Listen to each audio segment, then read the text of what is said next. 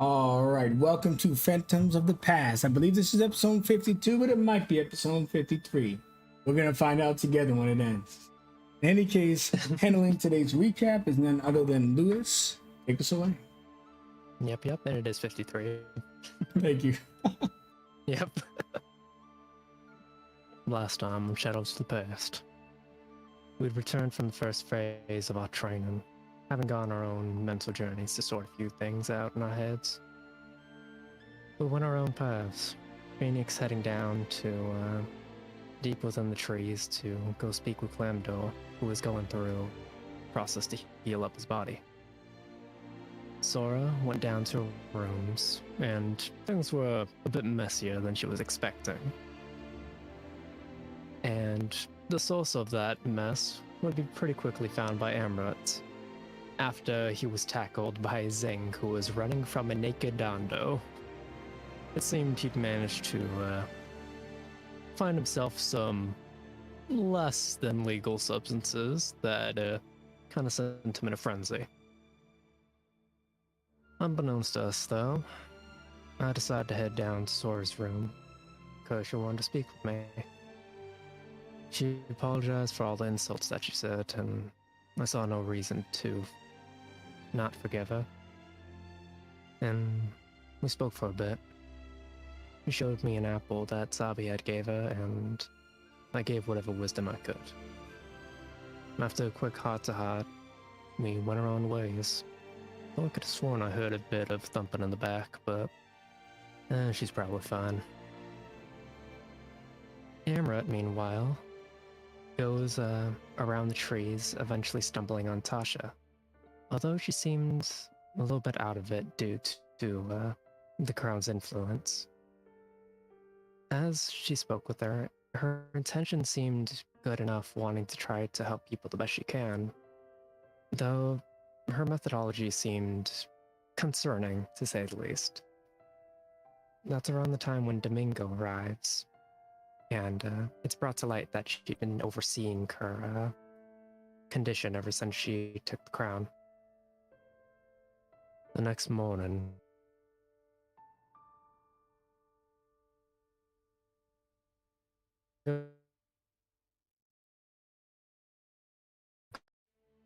she tasked us with imbuing rune energy into the eggs of dying Axebeaks through a story. It was up to us whether they lived or died, and it was preferred that the story was more personal, to be able to channel the energy better, I assume. Sora told the story of a trip with the Master Zero under the sea on the back of a dragon turtle. It was there that, in the darkness of the sea, that there was light even in the darkest of places. Phoenix told the story of her relationship with Pascal, one that was a bit rough, had their fair share of rough patches, but in the end, with the lesson that it's always best to show your colors, no matter what, because they truly are beautiful. I had a little bit of trouble trying to pick out my story, but something about the luster of that egg reminded me of something. Of the story of a young man that made quite a few mistakes. One particular mistake causing his rune to stop activating. He made deals with people he really shouldn't have, and it wasn't until they tried to take away his rusted sword and shield that he hadn't used in over 20 years that a spark had lit in him, and he was able to use his rune again. A reminder to keep fighting no matter what, and that the struggle will make you stronger in the end. Amrut told the story of an assassination mission, having not been able to find a very happy story to tell. It seemed that after he'd taken care of his target, one of the target's child had been hiding underneath the table, something the organization didn't exactly tell him. Well, they did tell him that this particular man wasn't able to make good on his payments. They didn't tell him that it was because they were holding his family hostage, essentially. that he was already in a pretty bad condition to begin with, all in order to test his loyalty. And his answer was to burn the entire place down. But little did they know that he had managed to send the family away, hidden from their view, and hopefully from any further trouble. A story that even the most cold-hearted could show a little bit of mercy. And through all of our efforts, each of the Axbeaks were given a new life they wouldn't have been able to without our help. And in particular, Amrit, who seemed to have the least amount of hope that he'd be able to do anything, did something pretty incredible. He managed to awaken a rune beast, one imbued with the power of shadow. Something that really was quite a rarity. With our part of the training done, and having gained a bit more insight into a new technique, Domingo went off to speak with Mamakota for a moment. The conversation was very brief, but I doubt there was anything too important. Of course, we know that it was something quite interesting. In particular, being the relationship between Mamakota and Amrit. One of family. But that is a tale to be explored at another date, as we zoom in to where our party currently stands, on the way back to the City of Roots.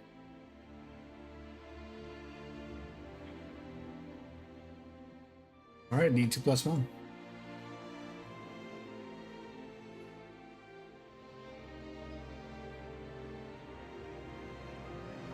Sure, I'll put it to good use. Mm-hmm.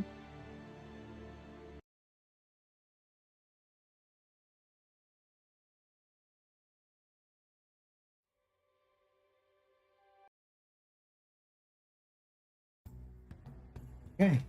The Beijing Shao drops you all off here. Does a massive tongue lick to enough to hit two of you. It looked like they was going for Sora, but it hits Phoenix a little bit too. Ah, he likes us, Phoenix. It's a lot of slobber. Yes, it makes great work at keeping my hair up, actually. She's trying to pull hers down. There's for the rod. Domingo looks at all of you. It was nice to meet you all. See you another time. My part in your training is complete. Thank you, Domingo. Biolanan. He does a half bow and takes the Beijing Shao out of here. Do we know if Dondo and Tasha's already gone for their training? We'll probably look around, let's see. I would like to try and get their morals up. They need to get into that type of training with the best mindset possible. It's not fair that we brought them here and they've been falling behind so much. It's kind of, they are kind of our responsibility. A lot's happened. It is? Yes, they would not be here if we did not ask for them. What we did was give them an opportunity. What they end up doing with it is up to them mainly. They're here to learn the proper skills, but whether they're able to properly apply and make use of them, well, that's something that only they can really decide. Well, unfortunately, they do not have the same unity that we have. It's only fair that we treat them as our family, too. Yeah, won't deny that one. All we really can do is just try to help however we can. I'll see if I can find Dondo. Let me know if anyone finds Tasha.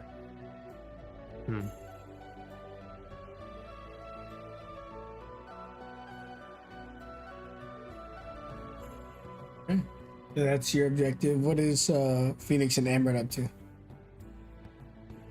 Phoenix is really interested to get back to Jenkins since she stuck that memory stick in his slot before they left off. Okay. Yeah, Jenkins would be wherever you stationed him. I don't remember which room I took. I'm sorry, guys, if I go into what was yours. No worries. Hey, actually, can I talk to you, Phoenix? Yeah. What can I do for you? I've been meaning to say this. It's about Jenkins, man. You know what? I haven't told anybody because it's brand new, but he just got a freaking upgrade.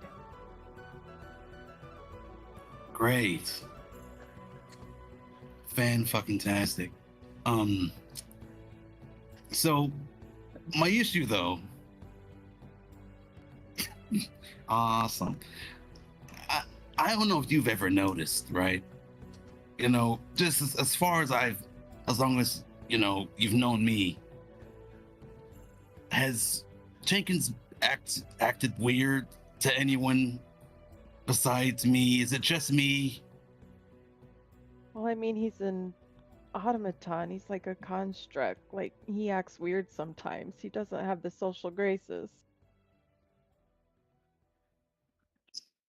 Sure, but can you like program that? Like, it's very uncomfortable sometimes for me.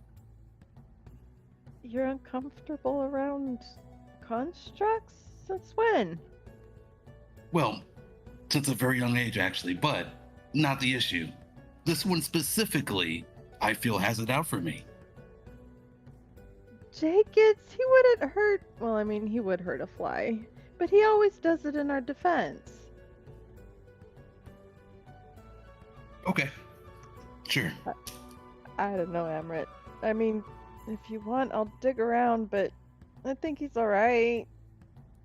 Hey, if you treat Jenkins as an individual, which is fine, maybe you could just ask what the deal is, you know, like a social thing. Sit down and talk to my robot. Gotcha. Well, it would sound worse if it came from me, but yeah. Just, yeah, I don't know if it's at my purview. I stay out the way in terms of that. I just wanted to bring it up to you. You know, suggestion box. I mean, there was that time where he mysteriously had your wanted poster, but I figured someone fed that to him. That was pretty weird. He occasionally prints that shit out sometimes. She'll hover up so she can, like, pat you on the shoulder. It's alright, Amrit. I've got your back. Thank you. I'm gonna do a performance check to see if oh god, she has a -1. To see if she can hide her smirk. Nope, I don't think so. So you just see a very faint smirk on her lips where you're not sure if she finds you amusing or if she's in cahoots with Jenkins.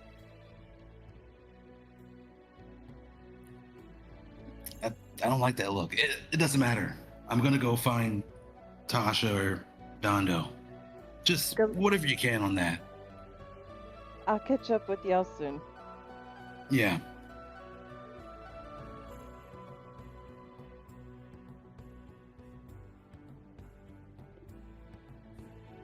Okay. And then Lewis, I need to engage Sora, but are you doing anything in particular, or? Lois would check in with the Dryads, just ask if they've seen Dondo or Tasha around. Look at you, and yes, Dondo is towards the base of this treehouse. He likes to pick up the fallen bananas. He says that his clan must be strong, so he tries to eat as many as possible. One time I think I saw 20 in his mouth. Interesting. As for Tasha, I don't know. She's hard to keep an eye on. I'll say. Thank you very much. I'll keep an eye out. He bows. Anything else? Probably just gonna wander around, try to see if you could find Tasha somewhere. Sure. Do an investigation roll and we'll come back to you. Got it. All right, so Very good. yeah, you probably find something. Maybe one of the bananas. So are you trying to find your brother first, or? The first thing she would look is the room they've been sharing. Not only that, but to take care of a couple things. As she walks in, and she'll check on Aethon, check that all of the paint has not been strewn about again. Dondo, hello. You don't hear anything. That pesky brother. I should truly work on my own speed. Maybe I can catch up with him. And so he stops. Oh, Climbing through the window with like 3 bananas in his mouth and a bunch under one of his arms. Oh, what do you want? well, hello, brother. What do you want? I can't understand you with your mouth full. Oh. Said you want a banana? No, I don't really like bananas. Where'd you call me? What do you want? I wanted to check in on you. How are you doing? So, Lewis climbing down the tree. Oh, Dondo, that's so mean. He's old. His bones are brittle. I don't know if he's looking for me, someone else. Tell you, his eyes aren't what they used to be. I experienced the next part of the training and just wanted to give you some advice. I mean, the advice is worthless. We're doing different classes. Are we? Remember I did that thing where I appeared in spirit form in front of you? Mm-hmm. It's called transposing or something like that. I don't know. Well, when we failed the initial courses, they tried to teach Tasha something else. And, well, since we get taught together, whatever she learns, I learn. But the stuff that you learned, yeah, none of that stuff worked out for me. Could you practice it with me again? See if we can hone it together. Oh, yeah, I was thinking maybe we could try and contact Ogobas together. She is familiar to both of us, and she reached out to us before. Ogo Boss this, Ogo Boss that. You know, I'm the one that stuck around. Indeed you are. I just don't know what she's doing around turtles. She's around turtles. You said she found the turtles when she contacted you. Oh, yeah. I say a lot of things. Mm-hmm. With varying degrees of merit to them. Yeah, but that one was true. I just forgot. So what do you say? You want to give it a shot with me? And you see him, he throws himself onto the bed laying down. He just goes, I don't think I'm in the best. What are we doing again?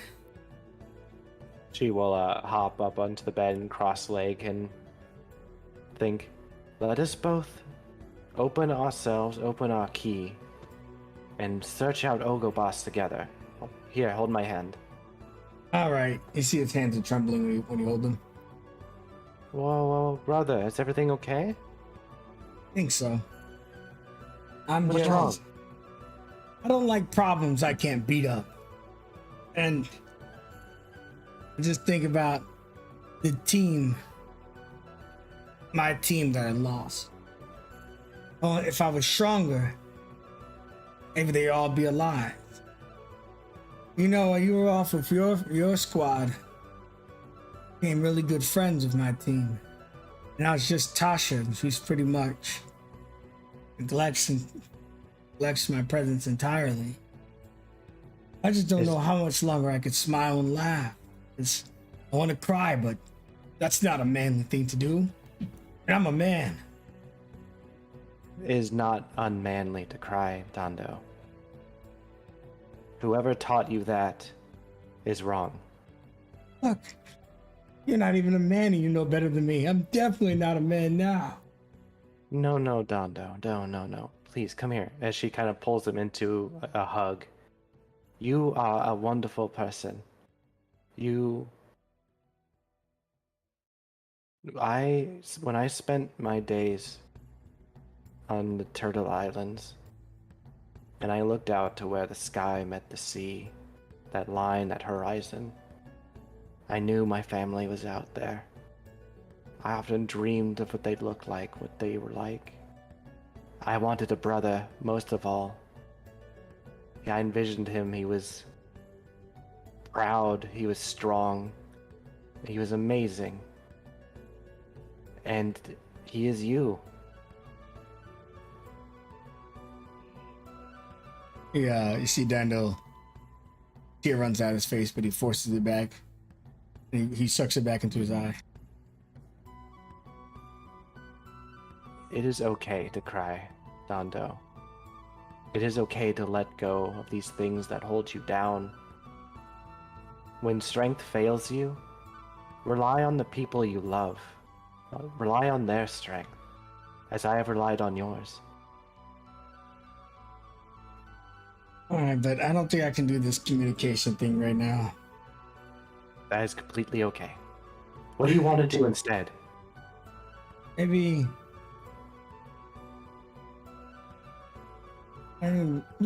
we both had guardians to make sure our clan didn't go extinct.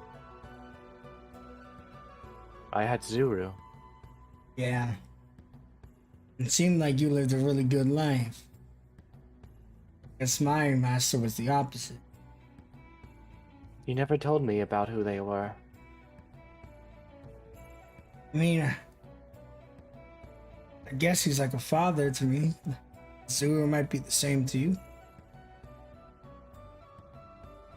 Zuru allowed me to live with freedom, experience life through gentleness. Guess we were the opposite. I only ate if I did good on my training. I only slept when all my tasks were complete. By the time I could properly walk, I'd already killed half a dozen people. Whole life I've been a warrior. Cool. And I just wanted to make Father happy. I don't even know his name. Master and Father were the only things I said, and when I said Father, he got angry. Why would he get angry? Saying that he's not my dad, he's just my guardian. That I need to be strong for some of our people. I will lead them. I didn't even do that. First I beat your ass, but now you're the leader of the Aku, not me. You're a leader too, Dando. I'm not going to be able to do all of this by myself. You have achieved being a leader. Don't you see? You are the great warrior of the Aku. You will teach future generations the strength of the king, the way of the Monkey King. Yeah. I don't know. I just feel like all those early years of mine were wasted. Now I try to make it up. And I think that's what leads to my behavior. I lived reverse. Child, I was forced to be an adult, and as an adult on my own, decided to be a child. I think it's important we carry some of that with us. In the darkest of times, we need that laughter, we need that genuineness. See him, he reaches into his pants. What are you doing? Banana. Oh, gotcha. What are you doing? Yeah. He pulls out the banana.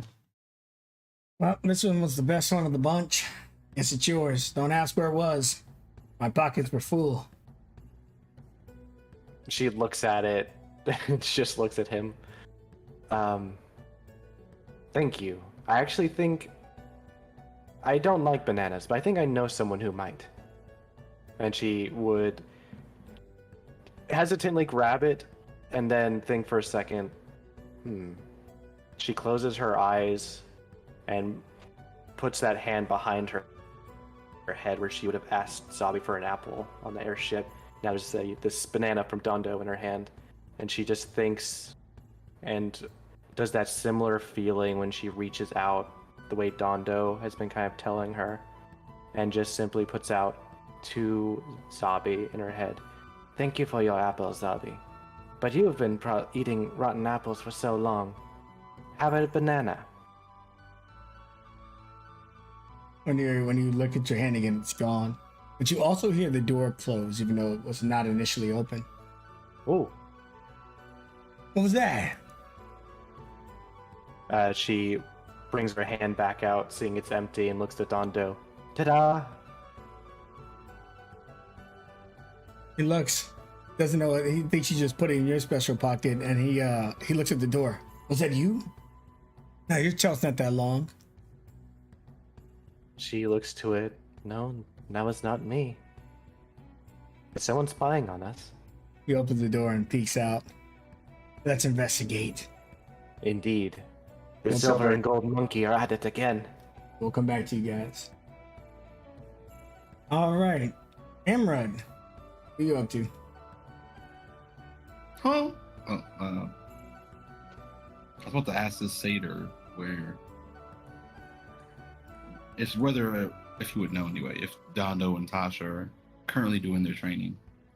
So this guy's probably minding his own business. He just feels a dark presence, and he just hears, "Hey, Oh, hello there. oh shit, sorry." So just a couple other people besides us here doing training as well. Are they doing it right now, as far as you know, or? The training completed about an hour or two ago. The scary one is up in the balcony. That's her favorite place to be. The top and see the entirety of the city of Roots. Ah, gotcha. Think I know it. Thanks. The monkey boy is eating bananas. It seems a bit too on nose for him, but I try to steer clear of them both. Why is that? Did they fail? No, they're just Shasha's really mean, and Dando's always looking to fight. Oh yeah, I know. Yeah, that's fair. Well, friend of a friend, gotta. Yeah. Oh, I'll find him. Thanks. He asked me if these legs are good for kicking. I don't even know what he means by that. I mean, sure.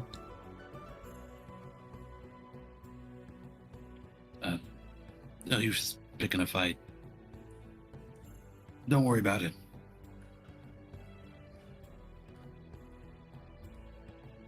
He'll go off. He'll assume that Sword's probably already found Dondo. He'll go back to the balcony and find Tasha. Okay. She's still there. All right, we'll give Lewis one more chance to find her, to see if he arrives after you, before you, same time as you. So Lewis, you've been searching around. You can give us another investigation as since some time has passed.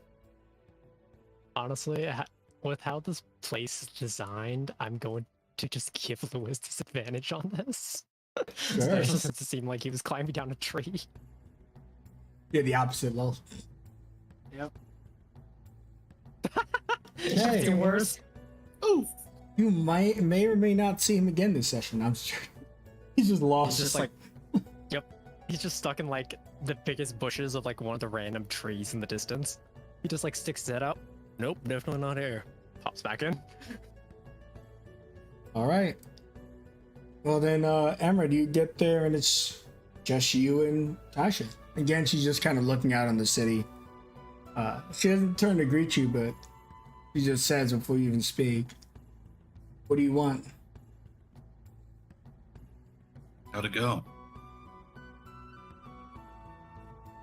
Same as it did before. Nothing. Spirit world has tuned me out.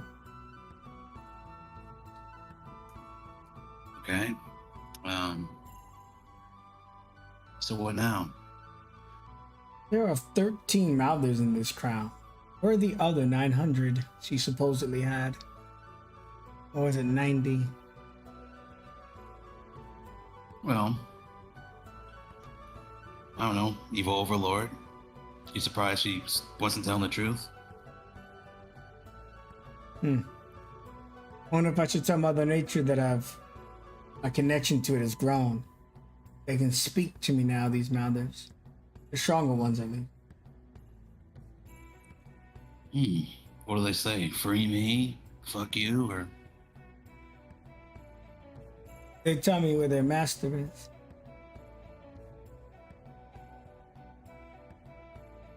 oh, well maybe I can confirm it. Or maybe you can confirm it for me. I had a source that she was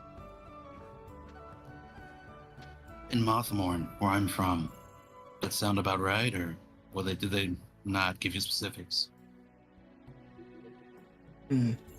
Just that she was crawling around somewhere in O'Donna's domain.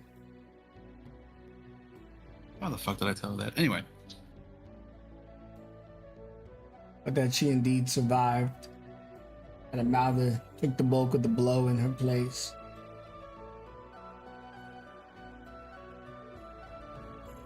You know, have you shared this information?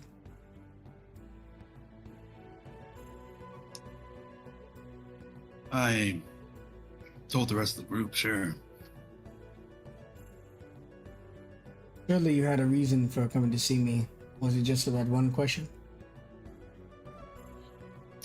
That was mainly the one question. I was curious why you failed. She just kind of walks, and you see that she usually wears this like green attire that I put in chat, but kind of been replaced by almost like black and gray outfit. And she looks at you and she says, every time I try to tap into the spiritual world, and even my room for that matter, it fails. It's not because I don't try. If anything, I try extremely hard. Sounds like something's blocking you. The real question is whether it's the crown or is it you? Can you feel the difference? Before I put on the crown, my connection to my room was already fading. You know, I don't even know why I'm talking to you, but for some reason I feel like we're on the same level. Anyways, room warriors, heroes, whatever you want to call them. I don't think anyone should be exposed to so much burden, so much loss, expected to stay proper, right? Look at Palm, certainly a hero, now one of the greatest threats to our society. How long before you give in to your desires? How long before I do? Yeah. You should probably ask if they have like a retirement plan or something. Your Mother Nature, still fighting. Has she not earned her rest? 50 years since Metal Rain and she still is fighting? Mouthers and wars, automatons and Icarus. When is there a retirement for any of us besides the grave?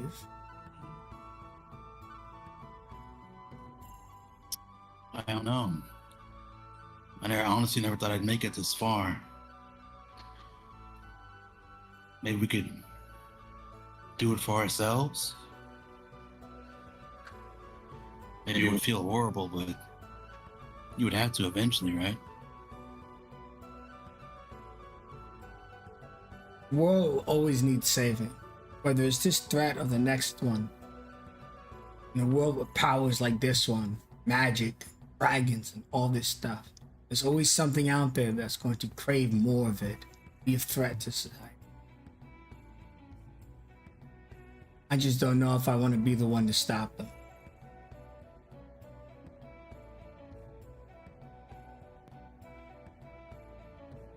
So what would you do? Would you quit right now, or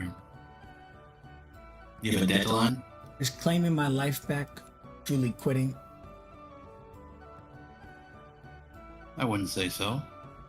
This task, heroic life, as long as we were discovered to be room warriors, we were set on this course.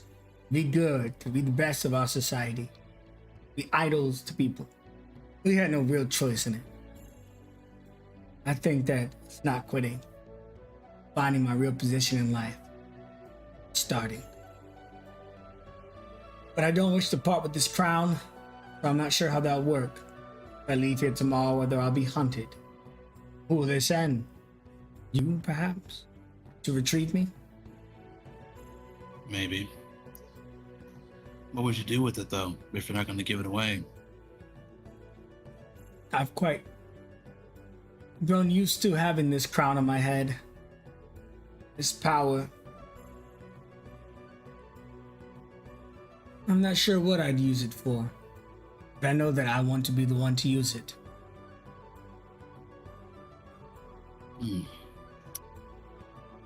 Let me ask you this. When you hear those voices, does it ever sound like a good idea, what they say? Sometimes. I lost all my friends and family. And your group has been kind to me, but it's not the same.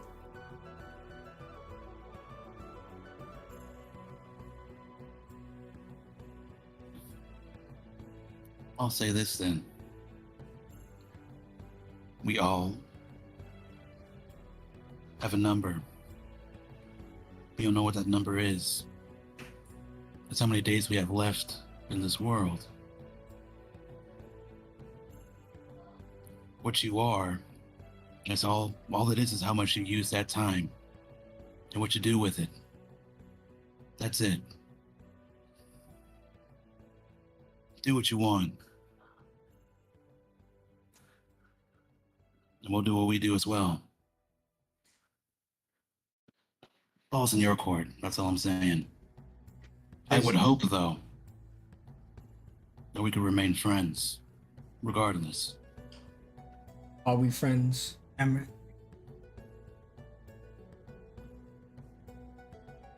I'd say so. I think there's been a lot of talk of family and friends interchangeably. You saw the last family member, what she did to me, so it's kind of weird. But friends, sure. You haven't stabbed me yet. Please don't fucking stab me.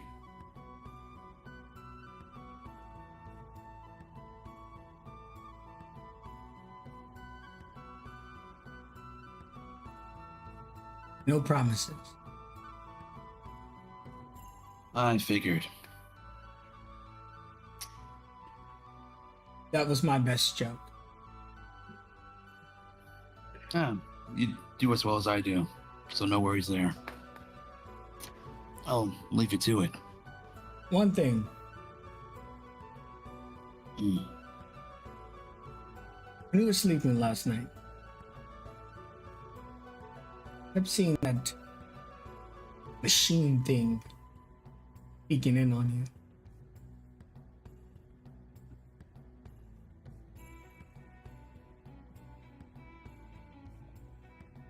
Yeah, okay. Yeah. Fucking knew it. Doing what? If I cared to ask.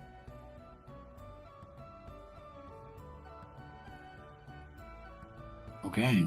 I appreciate the heads up. I just talked to her about that. It's kind of weird. Oh.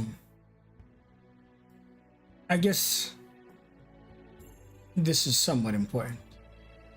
But the devil says hi.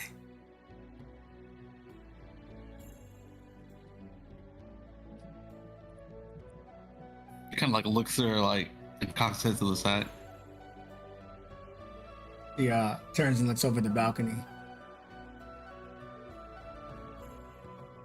He just taps on her crown and talks about it's a beautiful day and then remains silent. Mm. Okay. It's been a something. He walks up. Okay. I'm going to visit Phoenix in the room. Phoenix, what are you up to? So Phoenix throws open the door, throws her pack on the bed, and goes over to where Jenkins is like holding his arm out, holding his knee, like just inspecting him and asking how he's doing. Like, do you feel any different? Jenkins. He like shows you all his new functions and features and explains it to you with a data pad you're probably used to receiving. Okay, this is good. This is good. Hey, kind of funny thing. Amrit thinks you have it out for him. You need to keep that under wraps, okay? Sorry. I know. Huh? Sorry. It's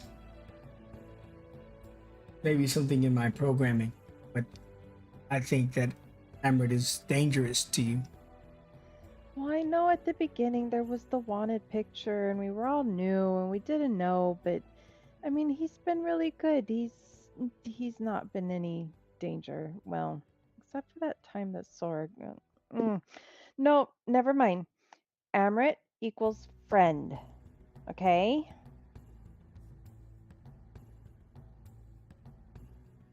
Okay.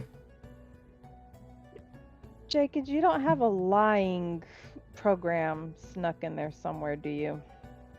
I don't believe so. But my capacity to protect you overrides any command usually. I know. Just we need to stay on one team. Okay? I'm sorry that if I added any disruption. No, you're awesome. He just kind of All right. bows. We gotta go find Tasha and Dando, I think. I want you to stay with me right now, right? Understood. Curious to see what you can do. And she will float out of the doorway. All right. The moment you leave the doorway, you can see the dryad. A dryad is just outside, and she tells you the final part of your training will be very early in the morning. Try not to stay up too late. You may wish to inform your friends that you'll be leaving around 3 a.m. Why so early? She whispers, "You are to visit Mother's own domain, own sanctum." Her eyes kind of go a little large. Okay. Cool. Are we supposed to dress up for that? No, speak cautious and respectful to the environment around you. It is a sanctuary for megafauna like the Jing Shao. She will lean in and whisper, I know Mother Nature kinda doesn't like robots very much. Is my companion gonna be allowed? She looks at Jenkins. I think it's appropriate to your training. At least that is what she told us. Okay, thanks. I'll polish him up. He was more concerned with Judith, but Judith appears to have opted out of the training. Yeah. Ouch. The dryad leaves. And that means you guys have, unless you get to sleep in the next 2 hours, might not be able to get a proper long rest.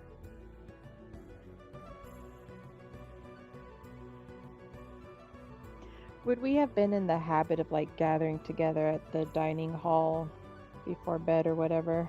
Sure, but to give Lewis a roll, maybe you bump into him and the two of you can get the rest. There we go. I think it's a matter of being able to find him at this point. Yeah, He's Lewis- still looking around. So Lewis really is lost, huh?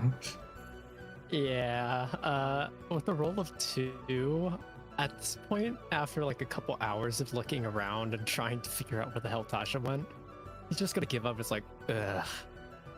Wait, where the hell am I? And he's just gonna try to survival his way back to the building. Oh, thank God.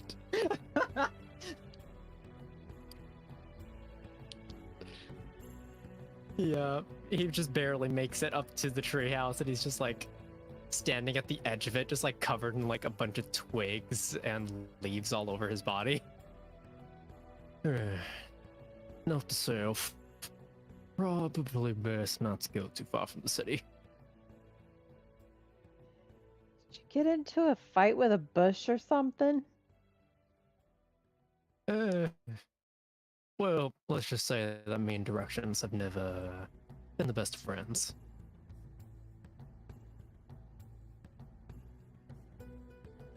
Interesting.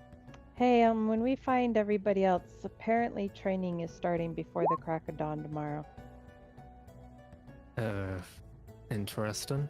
Seems a bit early. Yep, gotta make us sturdy and tough and all that jazz. Crack of dawn. Got it. Prior to the crack of dawn. Hey, where the fuck have you been? Don't ask. As just like a leaf just like slowly flutters down. Okay. You know, so I found Big Bro. That's when you guys would Sure. see her and Dando like running around investigating the level. Dondo, maybe if we run fast enough, we can bump into him. I knew it. He grabs Jenkins. It was you, wasn't it? Hey, what are you doing with my robot? Someone's been creeping on us. Jenkins has been in the room with me. He's got some new upgrades. I've been polishing him up. Let's go, Jenkins. I'm watching you, buddy. Well, Phoenix, let's just, you've done some tests. Let's just, see what happens. See what happens is in Yeah, Dando let's see what all you've done there. Yeah. I mean, he's still like no Amrit. He's still no Dando. He's a machine. But you trying to put dents in my guy? I know, just, a bit of stress testing, Phoenix. No! You see she's clearly messing. Dondo, Jenkins is a beloved part of our family. Let us not go out of our way to hurt him now. Yeah, Dondo, what the fuck? Oh, sorry. But seriously, there's someone running around here. Coming and going as they please in our room. You sure it wasn't one of the dryads just going in to clean up or something? Oh, they're pretty fast if that's the case. They are beautiful, but I don't think they're fast. I've been having a lot of weird things happening in there lately, but I think that's my thing at the moment. Yeah, I didn't have that talk either, sorry. But no. There's like raining golden apples at some point. Oh, Gross. What? Lewis raises an eyebrow. Yeah, So, shortly after I had a conversation with Lewis about an apple I'd received from a certain someone, it started raining golden apples nonstop. Well, cool. You can help a lot of refugees. Feed them a bunch of apples. Well, the problem is, when I opened the door, they all disappeared and I fell. Well, yeah, it's concerning. I think there's a term for this. I think I'm being punked. We're hallucinating. That would Maybe be we concerning. should have them investigate your room. I mean, you want to come in? I haven't shown my latest art piece to you yet, Phoenix. Oh yeah, cool. Yeah, you want to come?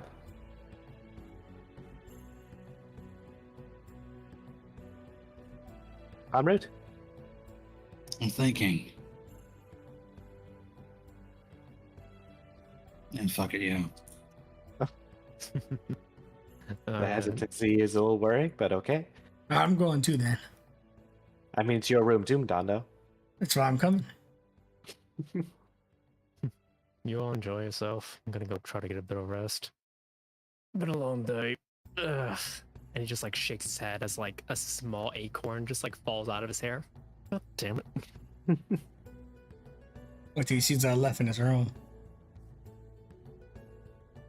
And Phoenix, Sora would briefly show you that recent piece of her with the back with her walking into like a shore with that half-bitten apple that has gold and darkness kind of radiating from it. She stands a few feet back, trying to take it all in. She's kind of a little dumbfounded. Sora, that is really awesome. I like Think- the color.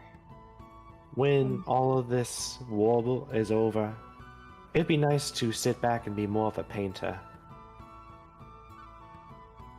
Your stuff needs to be hung. It currently is. Well, I'm sorry. I mean, in galleries where people can see it besides just us. But I mean, just you is enough for me. you're sweet. But, this is actually excellent timing, en route. I've been meaning to get you and Phoenix together to give some advice that I feel neither me or Dondo can really give. About. Take a seat. Oh boy. Phoenix will sit on the edge of a settee or a bed or whatever.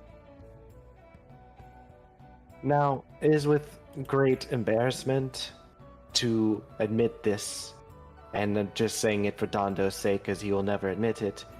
Amrut, we have no game. Please help us. How do you mean? Chess, checkers. We are not great at flirting with the opposite gender.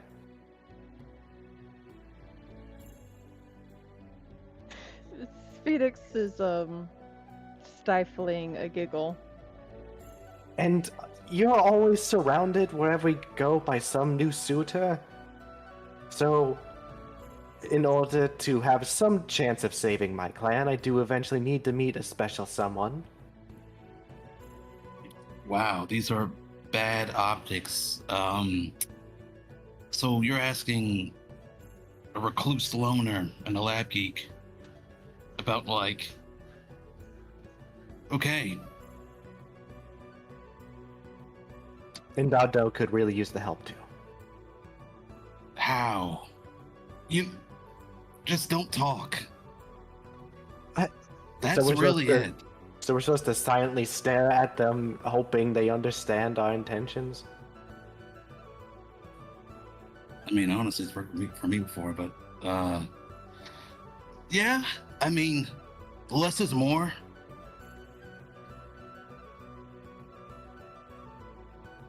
I mean, what do you want me to say? I mean, that's already quite worthy advice. Again, forgive me, but you're always having someone around you, always fancying you. Was wondering what type of magic you were working. I wonder if it's his clothes. Fancy clothes you got him? I think my clothes are just fancy. I mean, they're not expensive, but I make them myself. But I do see merit in what Amrut says.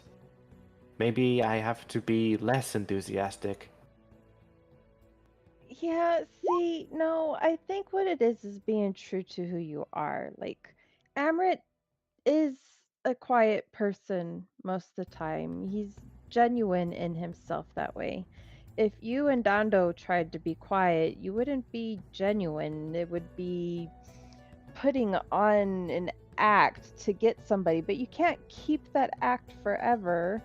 And so if somebody does fancy you for who they think you are, and then you change it to your genuine self, then you're just gonna have more heartbreak. I think it's being true to yourself. But she like sits back and crosses her leg. But I don't have the same people fawning over me like Amaranth does, so. I don't know. I mean, I've never been in a relationship. I've just like had nights with women, men. Doesn't really matter, you know. I'm gone before they know it, you know. Wow, How- not even a coffee? No. I mean, it's better for everyone. They breathe, you know. Maybe this was a mistake. That's what I'm saying. How about this? Let's do a peer review. Dondo, how about you? No, I don't have to fix. Flirt with me. Yeah. Or you can flirt with if you want. That'd be good. You roboted a little bit for me there. He can flirt with Amaranth or he can flirt with Jenkins. You're Dano looks. Oh. How can I? He points to Phoenix. Why not Phoenix? Because I'm half your size. I just, I don't know. You're a guy, and that thing's a machine. So is my sister. I mean, Phoenix would be a difficult customer, but you can give it your best shot. Yeah, I'm kind of doing you a favor more than anything, but sure, go ahead.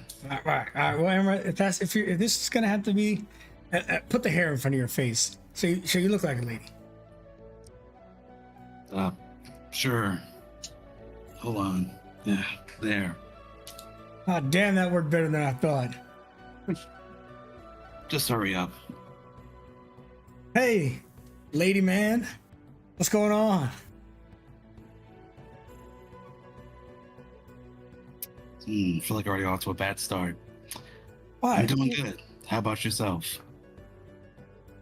Things are. Look, I just cut you to chase.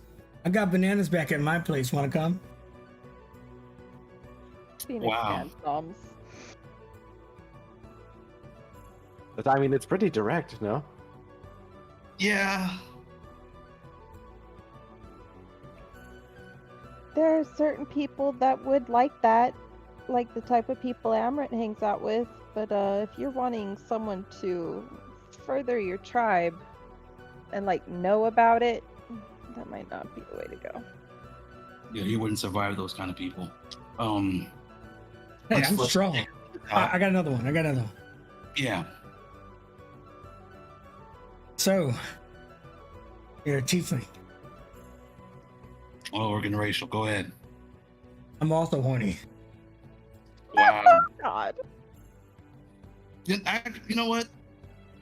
That's maybe passable. How many drinks that person has? I think you can make that one work. Or slapped. I think that's a good 50-50 right there. Oh, you know what, Amrut? Since you seem to know so much, how about you try one on me? You don't even Give have me a one. girlfriend, Amaranth.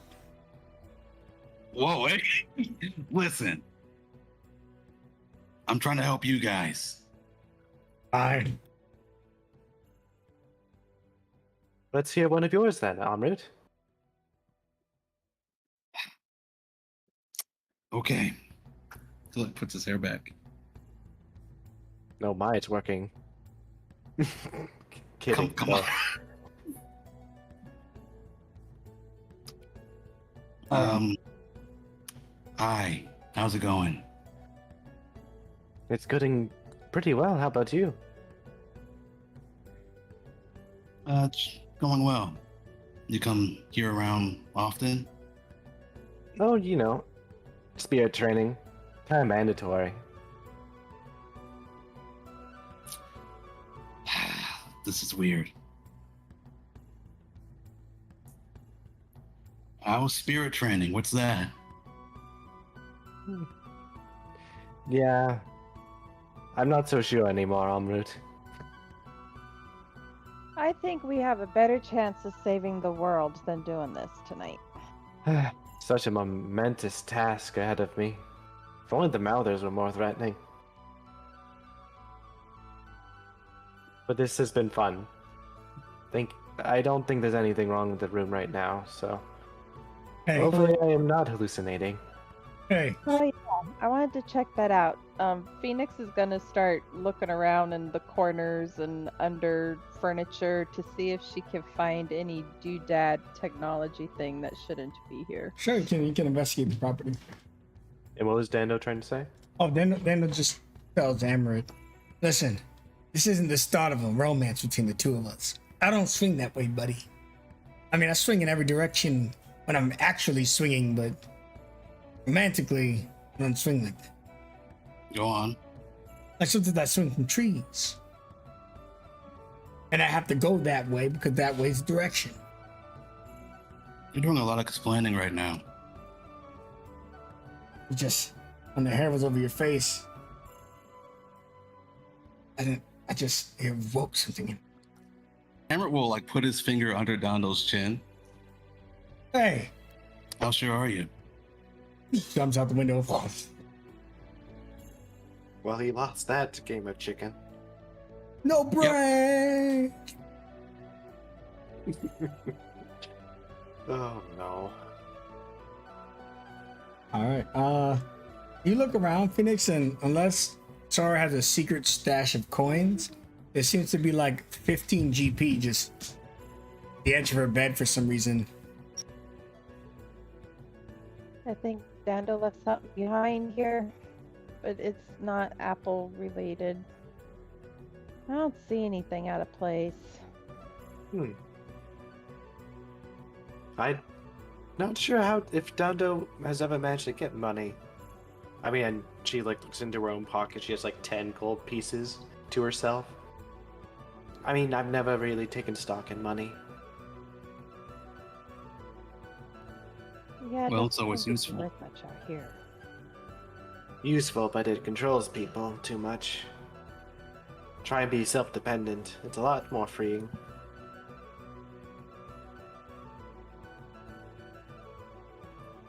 That's And a broke mentality. she looks Get your at money up. oh, she watched the gold fly out the window. What? Phoenix will look out the window to see which direction it goes. Just seems to shoot into a tree, and then it's kind of hard to follow, but it shoots about 30, 40 feet into a tree. You want me to go after it, or? No, Phoenix. This room of mine may be haunted, I'm starting to think. That is a possibility. Or we're being spied on. I mean, you could catch that thing, right? If it threw the gold at me, yeah, I could totally catch it.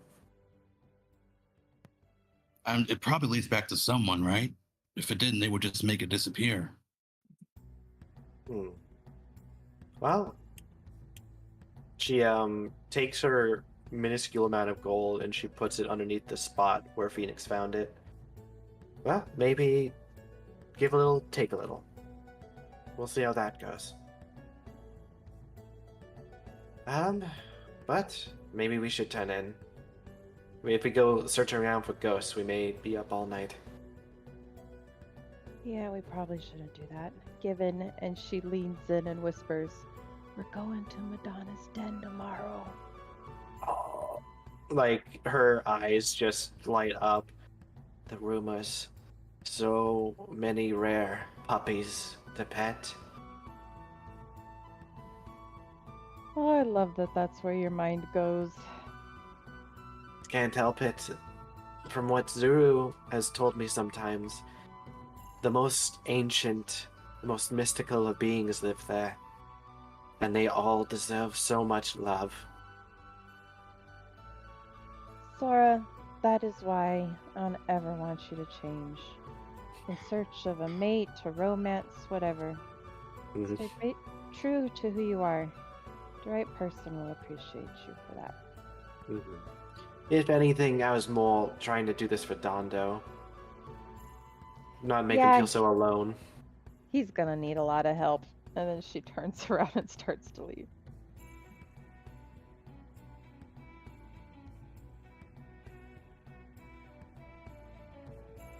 Thanks for your help, Amrut. Sure, yeah. You know, he mentioned the sister thing. I felt the same way, so it got kind of weird there, but yeah. No, that actually makes me feel joy to hear you say that you think of me as your family in that way. Well, you're not in good company, so night. Good night, Amrut. Thank God he's gone. Yeah, when he parts his hair in that way, the beard is obscured, and I could swear it's like a siren in the middle of the night. I guess, but when he was coming at you, I just got angry. I got worked out. I'd rather let him have my booty than my sister. Oh, damn. So protective. Thank you, Dondo. He closes the door and he's like, wait, these doors have locks on them. And he like turns this little acorn. Maybe we should lock the door because something's spinal. I'm sure whatever happens, we can take them together. Oh man, this would be weirder. Oh, you're not talking about Emran anymore. Yeah, sure. One day, Dondo, we're gonna find you someone who appreciates your side of the humor. I hope it's Tasha. But I'm gonna go to sleep now because we gotta go back to spirit projecting tomorrow. Ooh, be sure to show me what you've learned. I'll do my best. Good night, brother. Is he like made a pillow out of his bananas? Is there any scenes anyone wants to go to for their bedtime, or are we gonna pick up tomorrow? Just After good. everybody's done speaking and they kind of all go to their own rooms, Lois has mostly just been like trying to clean himself up for the upper layers, just get all the sticks and leaves out of his body. Ugh, finally got the last one. And starts making his way down. You could have sworn he remembered hearing Dundo mention something as they started parting ways, but we didn't really take much ground into it as he just like lightly opens his door. Is it as he expects it to be? Yeah, you see that there's a mush on your bed, like a blanket's worth of smashed bananas. He just stares at it, blinks a couple times, inhales and proceeds to just yell Dondo's name at the top of his lungs.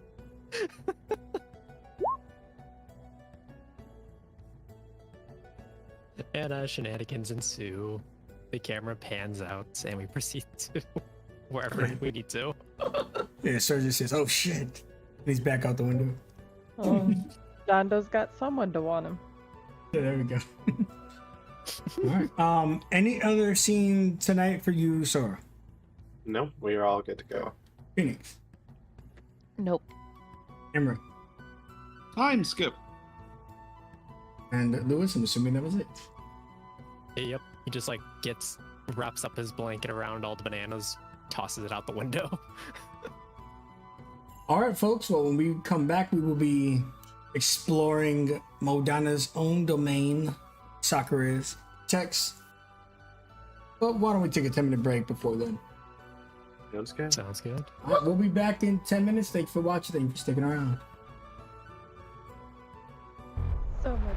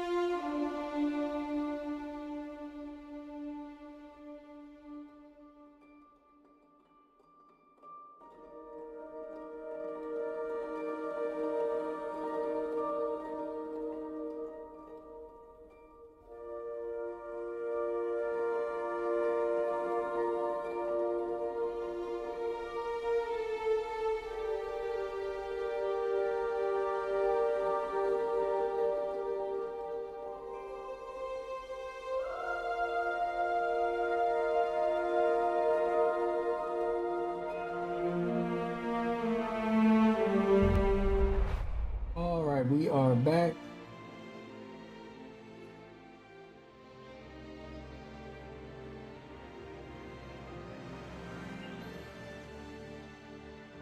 You all are, well, we'll assume that just to get rid of the morning wake up, eat breakfast, all this stuff, it's all taken care of. Sakura would pick you up with Skelica in tow, and she would have both of her wyvern. Is her second arm grown back in most of the way? It's about halfway, a little more than half. Oh, does she have like a sling or a cast, or she just like, or we just see like a nub?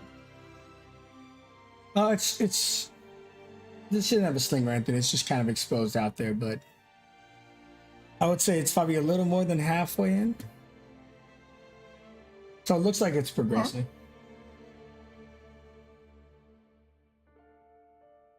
But it kind of looks like broken wood, so I wouldn't know if I should call it a stub or not. Hello, Mother not elite Mother Nature. How are you feeling today? Pretty well. And yourself? I actually had a question. Do you know if any of these rooms are haunted? No. Been having some weird instances these last few days. If someone was here that shouldn't be, I would detect it. Maybe one of the caretakers is just a bit as mischievous as me. And how's this big scaly puppy doing as she like hugs Bakara's neck? Bakara just kind of looks at you. And you don't know if it's smiling or if it's angry. And in Draconic, she'd whisper, "Big, scary, powerful dragon." To that it agrees. Sakura tells you all, hold on to your wyverns tightly. You'll have to move with speed. As you may or may not know, you'll be brought to the inner sanctum today. My own home. But it's a location that even few of my people have explored. But since I decided to take you on this spiritual journey, this is ultimately where it leads. An exception, an honor. But I ask you not to speak of this place, its people, and what occurs here. Understood. Yeah, sure. Yes, ma'am. But of course. And the wyverns fly out fast. You see that they're staying like at the tree level and going right through the trees. As Sakura kind of lifts her hands up, it almost makes the trees kind of transparent. As their bodies go through it, like it's some kind of ghost. But you can see other creatures still perched on it, and other creatures are running around the trees. It just makes for a perfect, perfect cover. And as you guys flow right through these trees towards the settlement, it takes you only about an hour, but that is because the wyverns fly pretty fast. Before you arrive at her home, which I will copy you guys to now.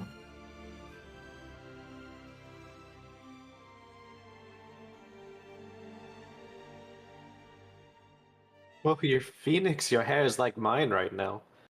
It is. It's crazy. I wonder how long it's gonna take me to get these tangles out.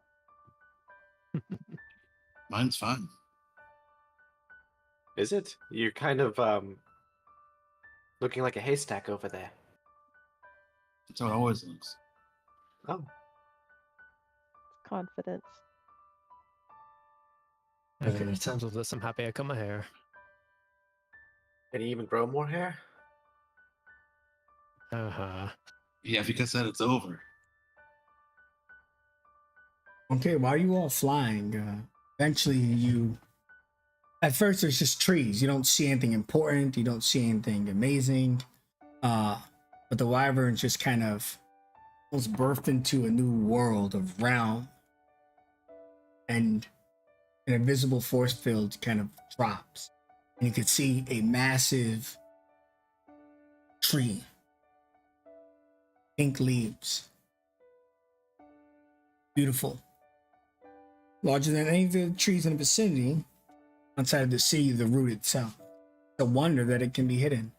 But in this place, primarily animals, beasts, megafaunas, few of the phantom guards, and then some elite triad warriors. As you look upon it, you can also spot Palavok laying up next to a massive wyvern statue. You feel like you've seen this wyvern statue before, or at least the wyvern. It probably touches Phoenix's heart more than the rest of you, as you can see that this was her original wyvern, her oldest friend. But speaking of seeing, let's move there. She has that scale as a necklace around her neck to remind her, and for a minute she puts her hand up to touch it.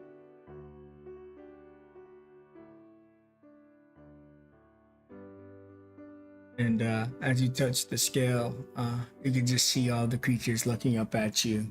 All of you, really. Ancient creatures, long forgotten, long lost. It's just the megafauna liger. Some would think of them as mouthers or monsters, but they're just different from the beasts that live in our current world. And there are only few of them remain, just like the Shao that you guys traveled on just the day before. Jumping out of the water. Well.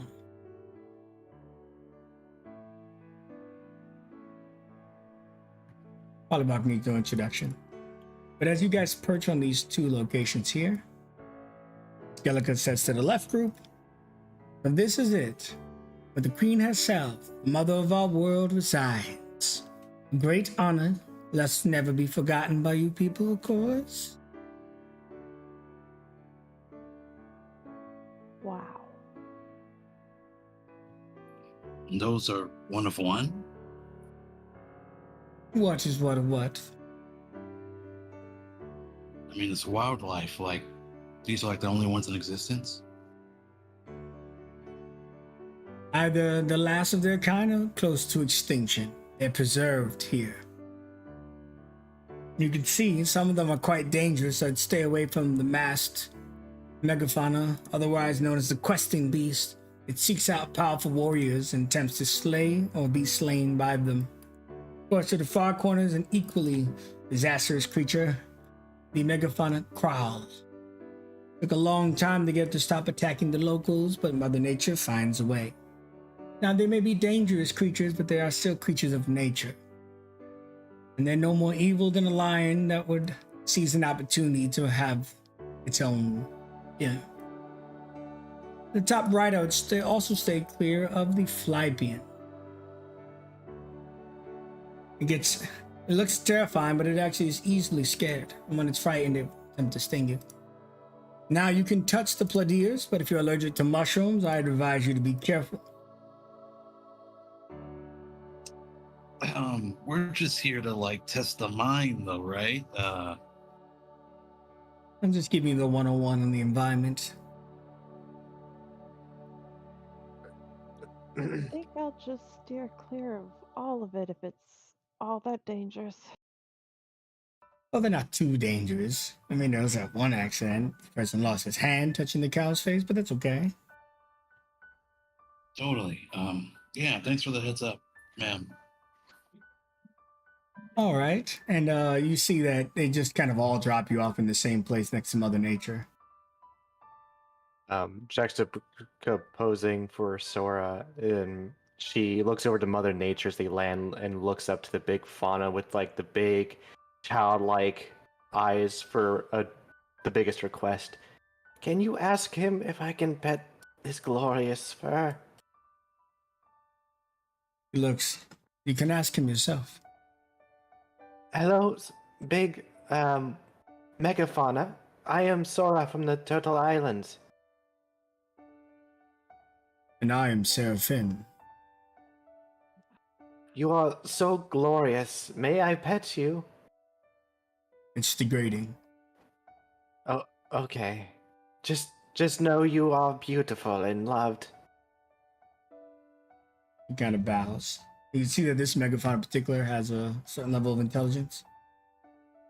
"What are you, may I ask?" My species were once called ligers. We hold the power of the light rune in our bodies. As long as a single liger survives, the sun you see in the sky will never perish. But the moment my kind go extinct, the clock begins. In a few thousand years, I'll be no more than a rock, and the world will freeze over. That is the purpose of our people. Once we were warriors, but now, survivors. Well, thank you for the sun. It has brought me many bright days. Might I ask what rune you possess? My family is chosen by wind, but I was born chosen by light and wind. And to which are you able to advance? I am more attuned to the wind. I see. And my technique, Dying Sun, cannot be passed on yet. There's someone I know that could benefit from that one day, but only if you find them worthy. It has been a pleasure, Seraphim. Just kind of lays down. One day I will. But I must leave you. Follow me. Do you have any questions?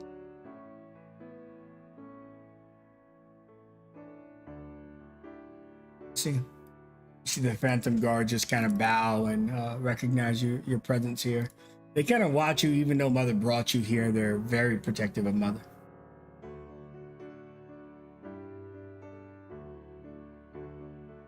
We'll be going in here. This is where you'll be able to remain for a bit until the Master Pilar is ready. The final person to teach you your spiritual training is an Earth Rune Master. They say they're most connected to the spirit world. This is an extension of the real world. This consists primarily of rock beneath us, outside of the oceans that surround it. And she points to the structure in front of her. This is where I guess, at least.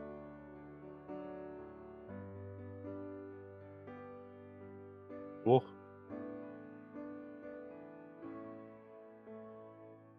Whoa, this is very beautiful in here.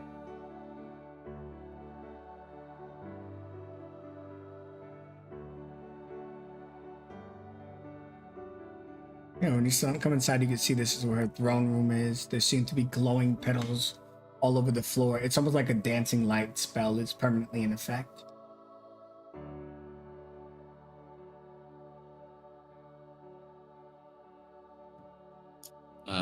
Guess we take a seat. You know, someone will be with you shortly. In the meantime, have any of you had a chance to consume breakfast? Yeah, I think we all ate, right? Just an apple. Lightly. We were a bit of a rush. It's not a balanced meal, guys. What can I say? It was available. She whispers something on the way, and then Ding comes flying in about 2 minutes later, carrying a tray of food. He drops it there onto the table. Apologies, but the people here outside of some of the megafauna are all vegetarians. So there will be no meat today on the menu. He looks around for Dando. He is not hissing. Just to be clear with the rest of you, no meat. You can see that there's like nuts and berries and other kinds of leaves and stuff in there, akin to a salad. This will be more than Thank you. enough. Thank you, Zing. Yeah, I only had vodka today, so great. I say, did you bring vodka for the rest of us?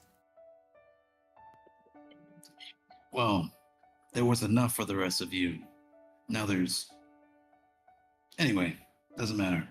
I remember, I say, that time I turned into an owlbear and helped you against Ogobas. I've never seen reward since. Next time. he flies out. Didn't know an owl could fucking drink.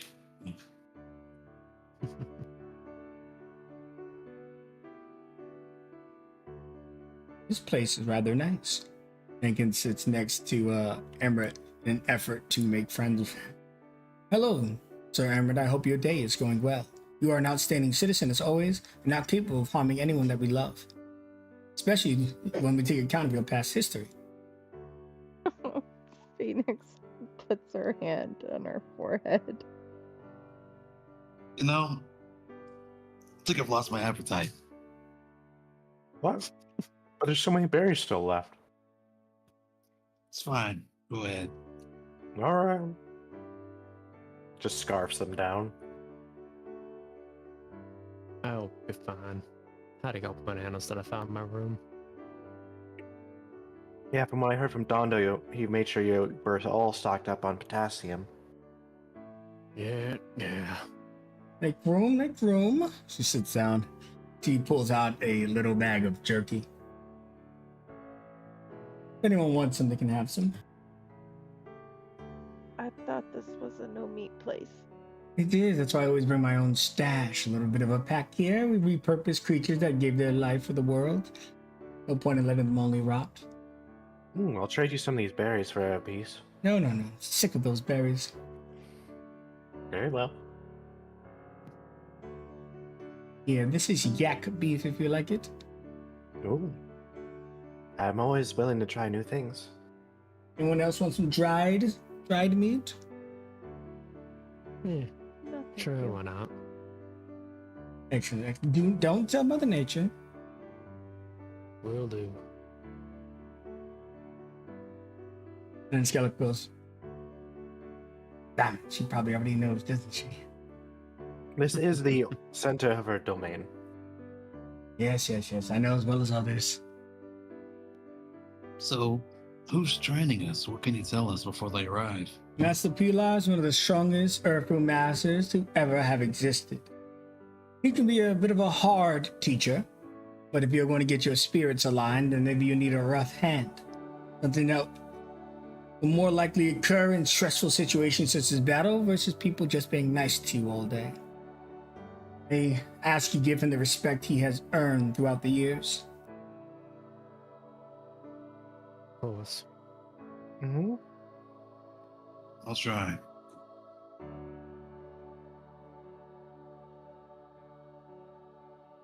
But if you have any other questions for me, Mother is making sure that Master Pilar is ready. Well, before he gets here, and because we're here and a certain person isn't, the Tasha situation. If we're calling it that. Yes, Tasha. I think we should just kill her. What? I Excuse you? joke. Don't tell Mother I made that joke. She already knows. She probably does. The best we can do is just make sure she doesn't feel alone. Make sure she's not an outcast because of this. Yeah. Doing that tends to drive people to make the wrong decisions. Know that all too well.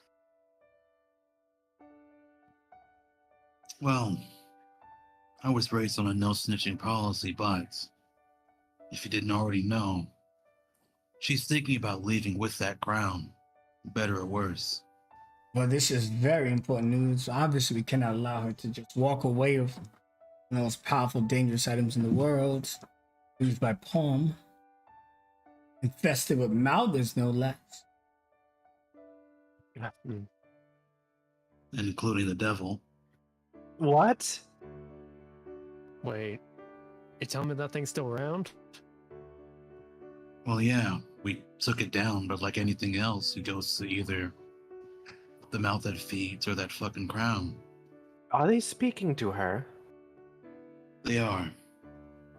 Disturbing news. Now, I know I'm very I like to joke and I like to be naughty. Someone has to be the ugly side of Mother Nature. She gets to do the nice things, I do the mean things. But even if we have to physically restrain Tasha, we cannot allow her to leave a crown full of Mouthers.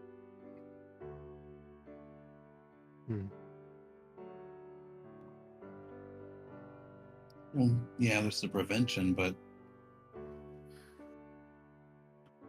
I don't know. Let's just say, put it like this.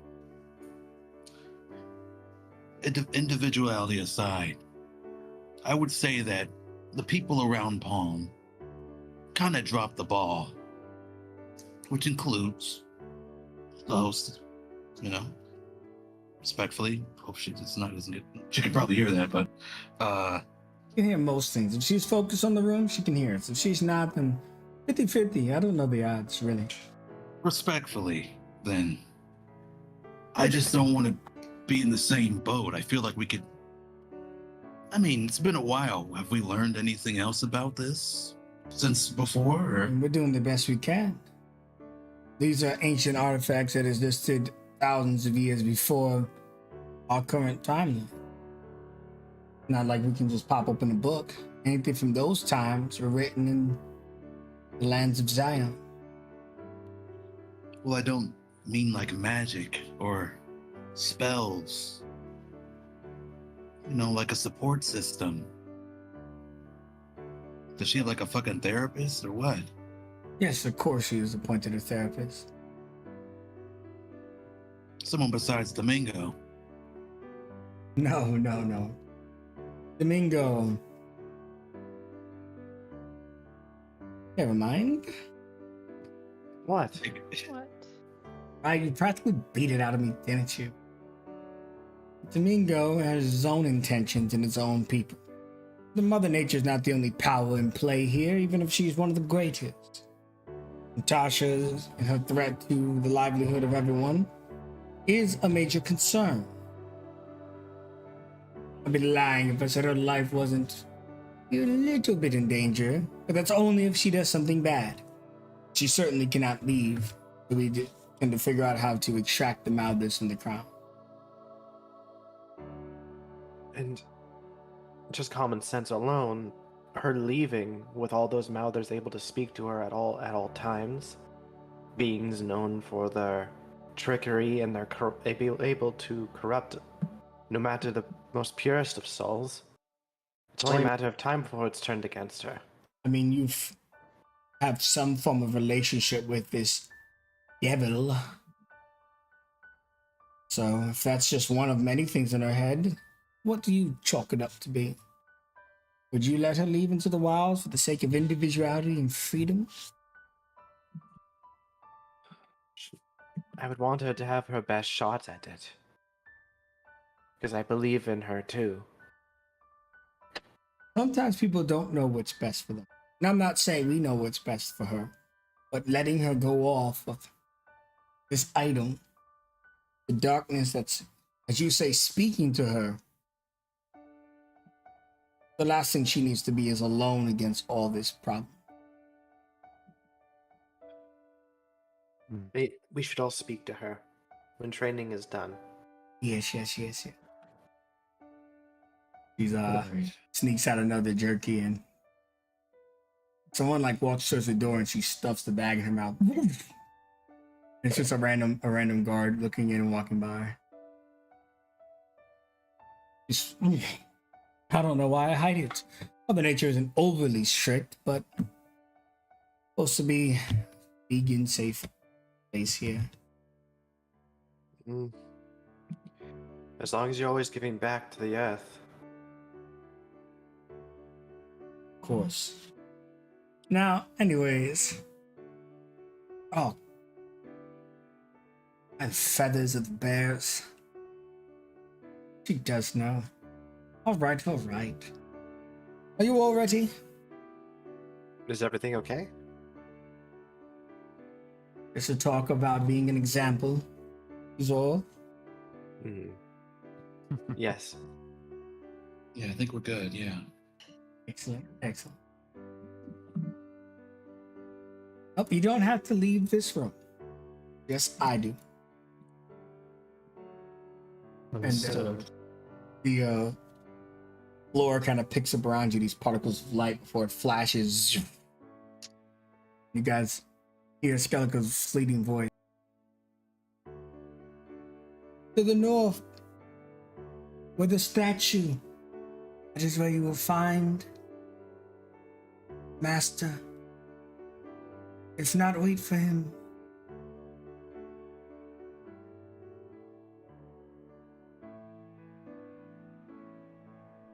That's perfectly clear.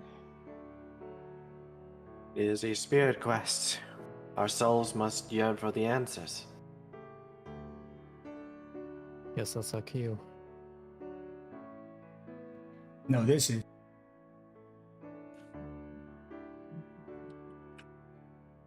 Whoa. Alright, you guys port into this realm. Immediately, you can see that there are a lot of trees that look similar to Mother Nature's. They're all pinkish, or some of them have purple hues. But one thing that's very strange to you is that the earth beneath your feet, this seems to almost be also a treasury. There's just so much gold here, but it's baked into the ground that you can see in the crevices and cracks, like probably a dragon's hoard worth of coin. Whoa. Interesting. Didn't know they had gold coins naturally grown out of places. Brings a whole new meaning to the phrase money doesn't grow on trees, huh? Oh, Aha. it's in the ground, apparently. Do this look familiar? Hmm. Not that I can recall, at least. Why? Well, you weren't there. These the same coins from last night's, or? She'll look at them and see if they are. An investigation.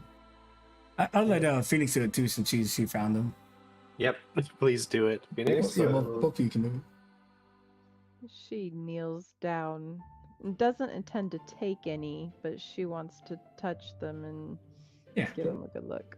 When you examine them, I mean, the gold is like gold you'd find anywhere, but with your eye for details and stuff, you could tell that these seem to be like made around the same time. They have the general same shape and stuff like that. And then there's just kind of really niche small markings that most people would miss, that you could tell that is these are the same, not the same exact coins, but made the same way. No, they don't have the same burnish to them. Like, these ones haven't been handled as much, but definitely of the same mint. The mystery thickens. Okay. Peculiar. Oh, we should not keep him waiting. We should hurry before we get lost in the details. Yeah. Oh, these were in her room, by the way, yesterday, Lewis. They flew out the Concern it? window. Wonder if that has anything to do with the instructor. As a prequel to the day. Maybe. Maybe could have just wanted a sneak peek at students for the day. Makes sense. That's what I'd do if I could. This place is truly beautiful, though. Oh yeah.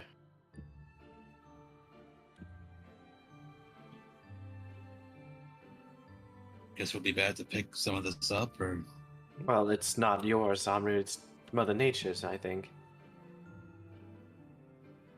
Besides, it'd probably fly away from you if they wanted to. the second part makes sense to me. Ooh. You see a statue, and underneath the stone bits is more gold, pure gold. And you can see that there are diamonds, gems, jewels, rubies embedded into this gold, much like you're looking into jello with fruit inside. So it almost appears to be more like amber than the solid gold you can expect. On the floor, there is a dragon that you may or may not have noticed. And it represents a hero of Metal Rain, even if this wasn't how it truly looked. And then there is a broken blade. Apparently the same blade used to throw down revolution flares many years ago. At the bottom, you can see Stone Warrior written on it. And then for some reason it's written a bunch of times if someone just keeps saying it. Hmm. This place holds a lot of emotional weight. What, does this guy forget his fucking name? I think this is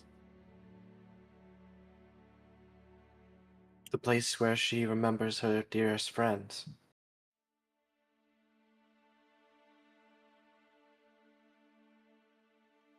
Why would she bring us here, though? Emotional attachment is a powerful thing, Phoenix.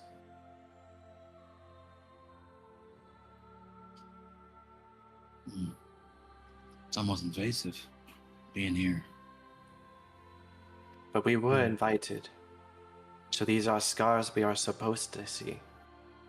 To learn from, I think. Yeah.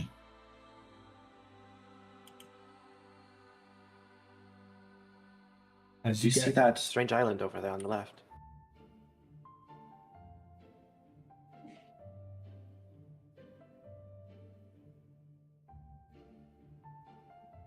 Someone says, "Yeah, I see it." Well, hello? Nunley?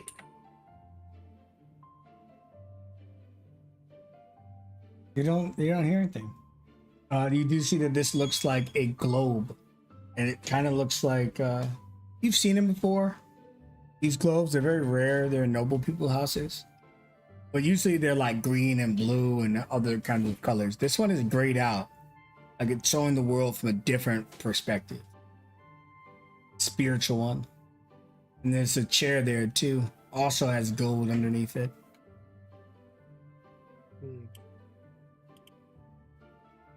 I've never seen one of these before. What are they for, Lewis? Gonna go ahead and roll history just to see if he has any info. Seems a little bit on the niche end, so I'm gonna say that he doesn't really know too much. Not particularly sure. It is really well made though.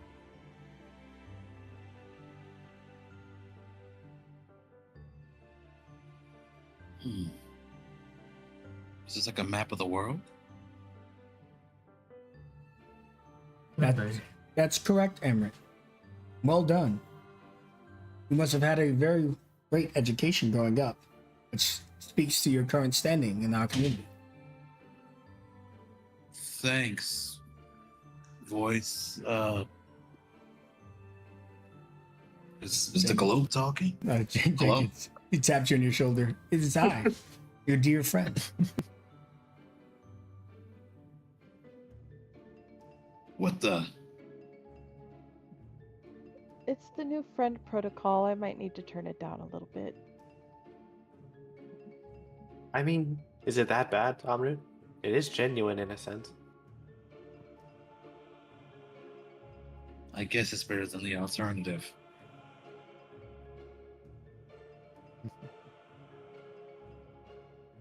But there's a table over on the left. There's something on it. Yeah, I was wondering about that too. As you move over, you can see the gold in this bowl shake, swirl up, and it seems to form your name, Sora, with the coins. Oh.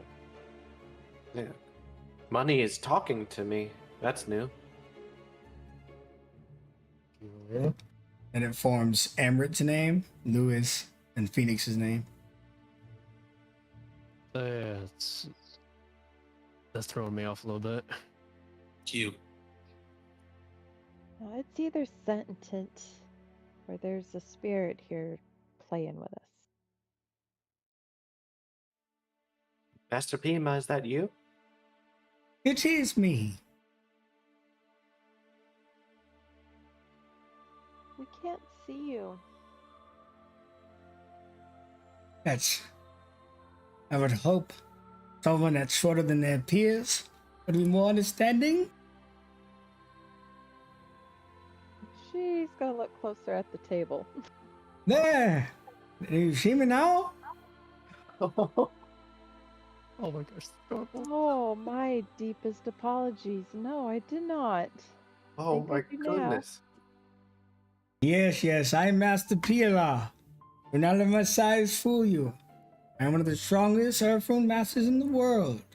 My Earth Rune ability, Gold Rush, allows me to manipulate gold and shape it, form it, even make soldiers from it, protect myself, and occasionally, you see him make it better than himself and he flies around on the gold.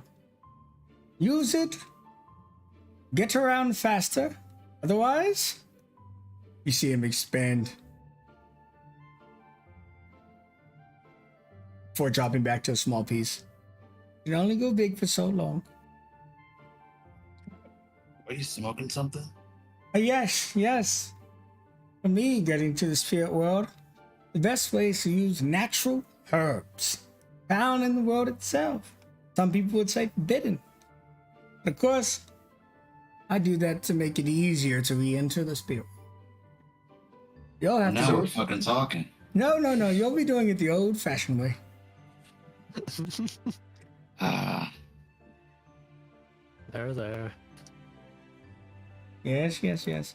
But anyways, like I said, I am Master P. La. You may call me Master P or La La if that is easier for you to say. Respect to the gold chain that I'm wearing, and I hope you like my hoard I've assembled here. It's rather beautiful amongst the scenery, to be honest. Yeah. I actually had some questions about it, though. Who are the ones depicted here? The dragon. The dragon is a warrior from Metal Rain, and so is the stone warrior. Their histories are too detailed to speak of now. Just know that the dragon turned into a hammer, and his Vaku died in the mouth that feeds. Oh, Explains the significance around here. Yes. Great significance. Before me, it was Gilvaku, who was her Earth Rune Master. He taught people how to join the spirit world. His tribal beliefs actually lent him to easily entering it. So it is a great honor that I am replacing him. He died some 20-30 years ago, tracking down a Hydra hag deep into the mouth that feeds. He was there the day Palm betrayed us, and it cost him his life. But if not for him, Mother Nature may not have survived.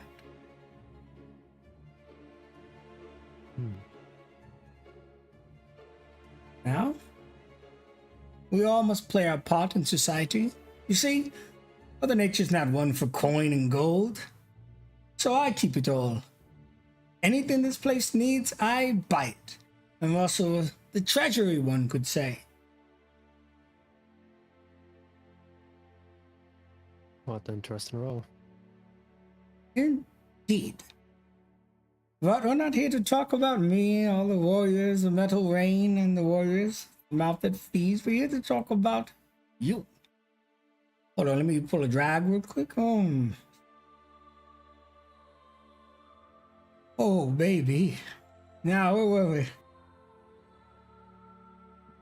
oh, such No. large lungs for a small body. Yes. I just say, Alice, the boys, the herbal treatments we provide here, and maybe you can too when we are done. So, Wait. silence.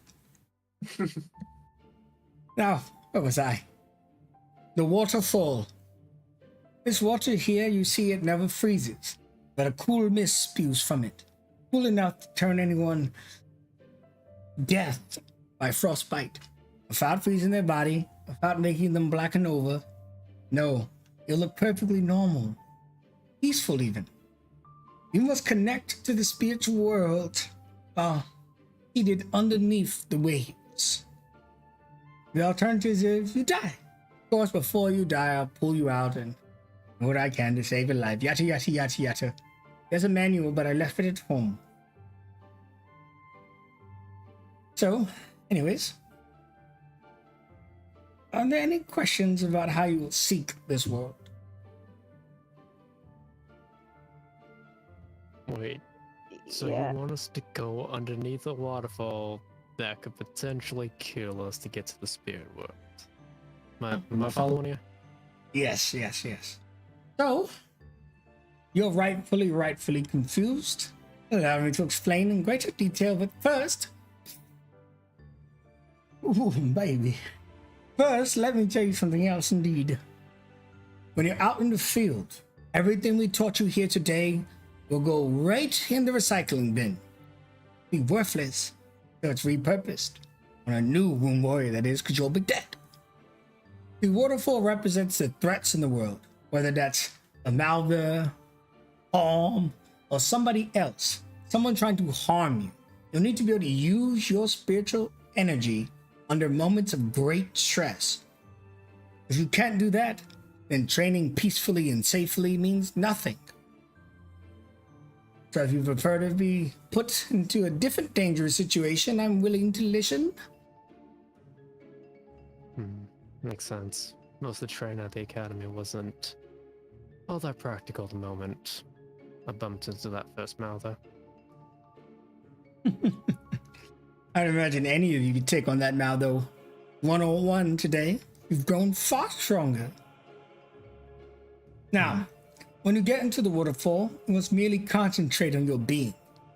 Do whatever you did in the first test to find yourself. And also think of the stories you shared in the second test. Anything that can give you a center. Again, the waterfall will feel like death, but so will all the battles you must endure in the future. You must be prepared. Trust me, I've only ever lost 3 students during this exam, and don't plan on making it 4. How long ago was it that you lost those 3? 3 years ago. And how many students have you had? Those are the Yeah. only students I've ever had. Oh, Well, sounds like it's time for Newell to lead by example. Yes, yes. Ask yourself why it's been 3 years. Mother Nature has made sure that we refine the test time and time again. Besides, you're far stronger than the other ones. They were very young warriors. You're seasoned. You've already defeated a Malder or 2 years. oh yeah. Yeah, none of them were below freezing ice cold water. True. It's a different problem. Same situation. Time to lead by example, then. Ooh, baby. Come on, just one puff, man. If you survive, I'll give you one. Oh, can I try? If you survive, you can get one as well. Guys, try to focus.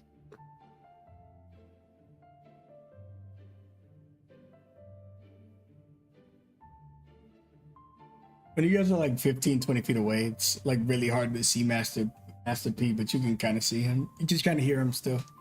Because he's a lot smaller than even the token would suggest, because he's literally a caterpillar. Yep. And he's on like a little golden statue and all. So. Yeah, he was, some of the story would have shared with you is that similar to the animals, he was also awakened, but to Amron in particular, just like with the axe beak, it turned out that he had rune powers. And he has been honing them ever since with Mother Nature's assistance until he has become a master. Damn. Alright. Many tips I should keep in mind, besides, prior things we've been doing. Hold your breath.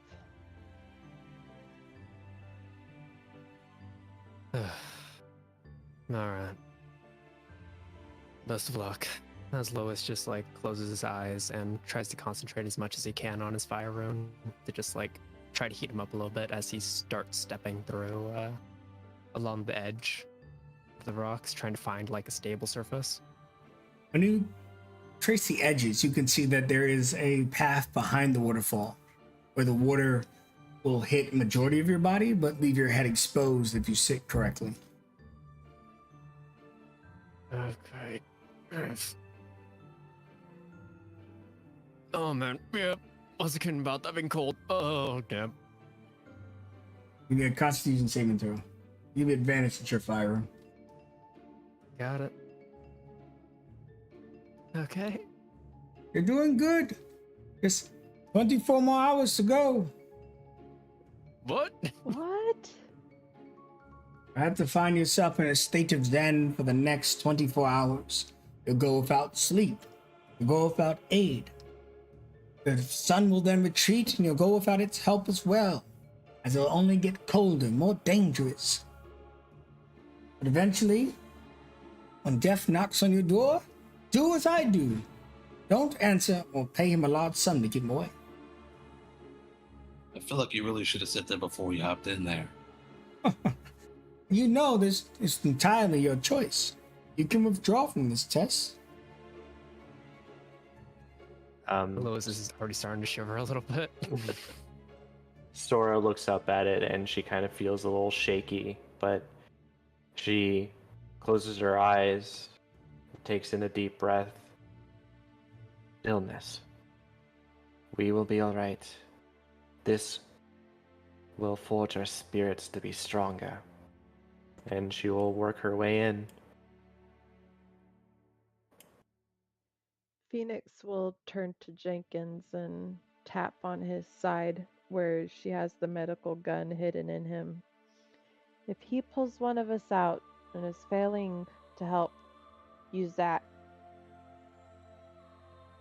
Understood. I'll prioritize Emmerich directly after you. He is our friend, after all. Yeah.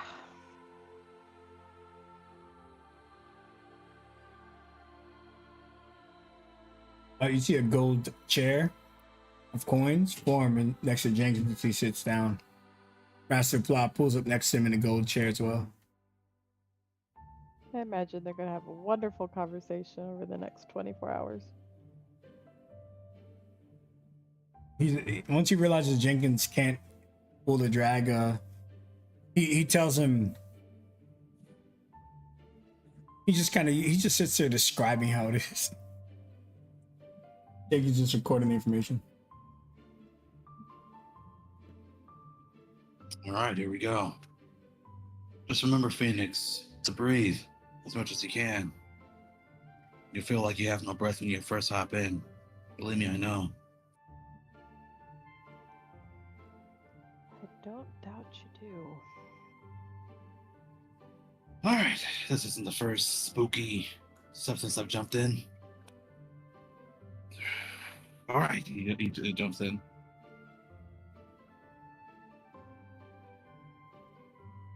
Okay, Sora, I need a con save from you. Okay. Because stillness will also give you advantage. There we go. All right.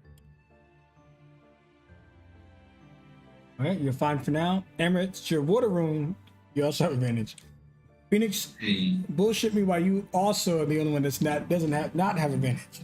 Well, I was going to say, while Lewis and Sora were focusing on their fire rune, Phoenix just has their shadow rune. But the shadow does tend to be cool. And so rather than trying to endure the coldness of the waterfall, she's trying to center herself within the shadow rune that she's used to coldness, and gonna try to focus on that. Trick her mind into thinking she's just in the shadow realm and not death cold water. That gets you advantage. So as the water kind of pound down onto each of you, the first hour, the DC being extremely low, that you really only needed a 8 to start. But you gotta imagine there's 24 more hours of this. So as you spend your first hour in the water, already your mental states, I kind of want to see them. But first, let's back that up with mechanics. The mind is based on wisdom. Right now your bodies are enduring, so let's see wisdom saving throws from everybody. These are flat. Okay. Oh. Oh shit. Am I able to use Aaron's excellence for Phoenix? Sure. Okay. Kind of noticing that Phoenix is starting to shake a little bit. Her body just like visibly shivering from the amount of cold. Lois just like glances over. Come on, I could do this. As he just like closes his eyes and tries to focus his fire rune as much as possible, and emits it into the ground where the water is to try to just like trail it, similar to how they were doing for helping with the axe beaks. Just trailing his fire rune into the water and trailing it toward Phoenix to help with Aaron's excellence. Reroll. Player loves you. Again. Yeah. Oh, it was worth a shot. There's a reason why he has a 1 and not freaking 1 on that. Yeah, you gotta deal with your own. Yep. Alright.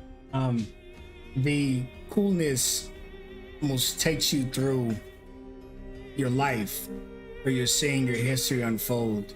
This water, you think Master Pila is leaving some details out. It's mystical almost, it's sacred, but it's also very deadly. And your mind, some of them are beginning to falter. It's like you're being overwhelmed with spiritual energy that's entering your bodies. In addition to that, your emotions heighten. These emotions that, unbeknownst to you, the everyday emotions of dryads, the excessive anger one can experience, the excessive love. But none of you are dryads. So your emotions, they kind of feel uncontrollable. Whatever you're currently feeling, times 10. Now, in the fiction, I want to know, and especially based on your roles, the headspace of all the players as you begin to get kind of washed away, literally and figuratively, into this own kind of realm in your own world. We'll start left to right, and then the next time we do something like this, we'll start right. That is Phoenix, Emerald, Star, and then Lewis. Well, Phoenix's mind is the whole reason why she's enduring all of this, is because it is but a stop on the path where she wants to get to. She wants to get to working on Mother, the space station, to get to Mother that's on the moon. And so I say, while she's focusing on, okay, I gotta do this, I gotta endure this, just grin and bear it. But the thoughts of her mother on the moon, and she's going through torture now. What kind of torture is her mother going through? Does she have any hope? We have hope that we're going to be drug out of here before we die or shortly after, but does she have any hope? And so those overwhelming emotion of despair is what's bringing her down.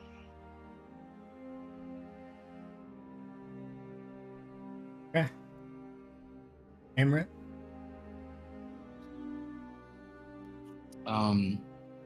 As Amaret's also under the water here, I think he's experiencing like in a similar spaces before with like the like that barren wasteland, but this time he's like trudging through it, trying to leave. He's like what's in the trees now, and it's like a blizzard as he's trying to get back to civilization, get back to society and other people. For now, he's trudging along.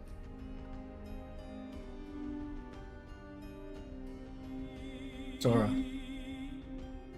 As the water crashes down on her, she is still, with balancing upon her staff and focusing on stillness of mind.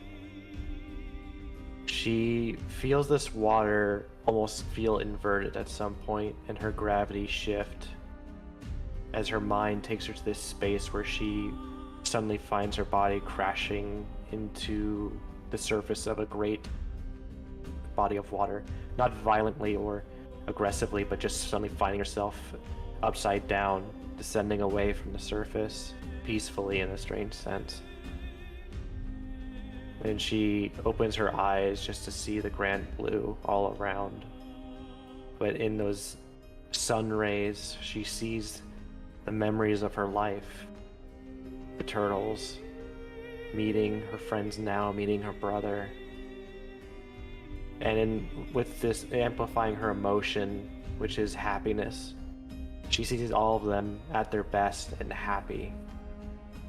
And can't help but feel that's what she yearns for and what she fights to see. And lets this ocean kind of take her deep into her memories. Luis. Lewis, initially, as the hour goes on, is just trying to fully focus on keeping himself warm as possible. But as the spiritual energy starts to seep into his body, his emotions starting to heighten very slowly. And noticing Phoenix's mentality start to shake a little bit.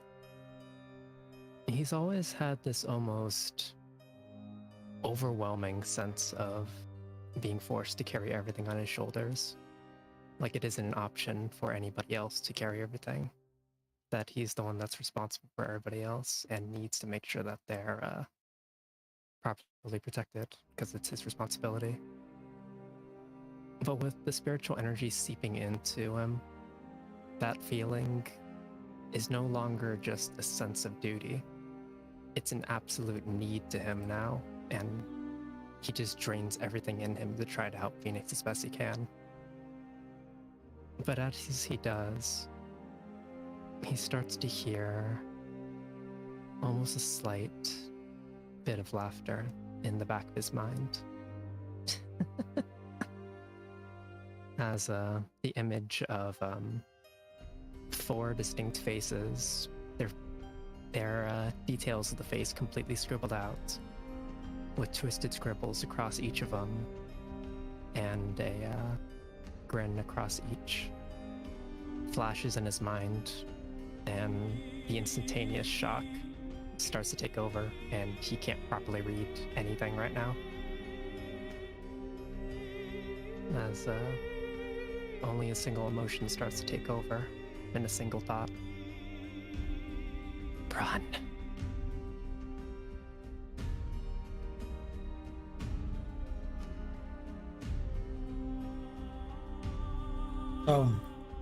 The water, as it kind of washes over all of you, and the feelings you have pouring into it, your pupils, they just kind of gloss over. Your eyes are all kind of similar to how you see Lewis's artwork. And as the Pilar tells Jenkins, impressive. In their first hour, they're already starting to enter the spiritual realm. Takes the most a few days. Prodigy is a few hours. We see it's a turmoil. Not just their success, it defines them. The more they understand that, the longer they'll. Jenkins looks and sees a bug on his shoulder and flicks it off. No! I'm alright. And as you guys are sitting there, you can see visions. The waters start to turn red, and the waterfall turns to blood. Each of you have blood pouring over you. And Amaret's body begins to glow, illuminating as the pool turns into a corrupted version of his rune. How do you all react to this? You hear the master, at least to help you, he says, "Don't leave the stream once the test has begun. Your fate is bound to each other. You'll die, I'll pull you out and try to keep you alive, though it's unlikely." If Lewis able. can't even register anything. Yeah, fair enough. Sora would turn looking to Amrut as the blood pours down her hair and her face. This is not who you are. This is not what makes you Amrut. You decide what makes you Amrut. And I believe in you. Wait, before you respond. Earlier, I had mentioned that your feelings are kind of tenfold because you're getting the taste of every dryad has just gotten used to. Emrod, during this moment, as it's kind of touching on the portion of your rune that's corrupted, this anger you haven't experienced since you are fully involved in Night Chapter, in a capacity where you did their biddings without questions. Now, the Emrod that you've become now, the one that was the hand, the murderer. So much anger flowing in your body right now from that past. You're experiencing all the murders you've ever committed and all the pain and suffering from all those individuals in an instant are flowing through your body. The pool becomes darker and darker. You almost want to scream. Your body's breaking, it feels like. Then you hear Sora's words. How do you respond?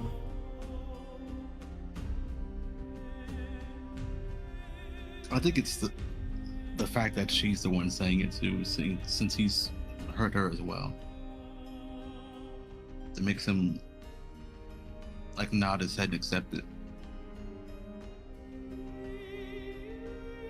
As he tries to like brace himself more and like continue walking past it. Good, they're learning. Also, Jenkins, I'm the teacher here. And he goes back on his shoulder. He looks at them. They don't even know it. 2 hours have passed. Verging on green. The blood stops in the water. And then we go to Ogobas. You guys can all see what Sora was experiencing. Ogobas taunting Sora on. And Sora, even though you know what became of Ogobas, in this instance, all of that is forgotten. You just remember the rivalry,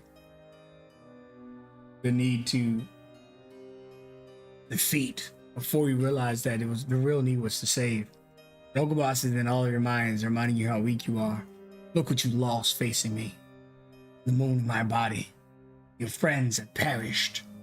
You'll never return. You weren't good enough then.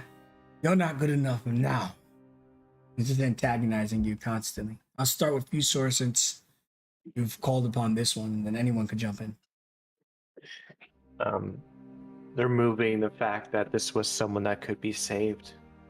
Sora finds herself standing as tall as she can, at least in her eye, against this impassable foe.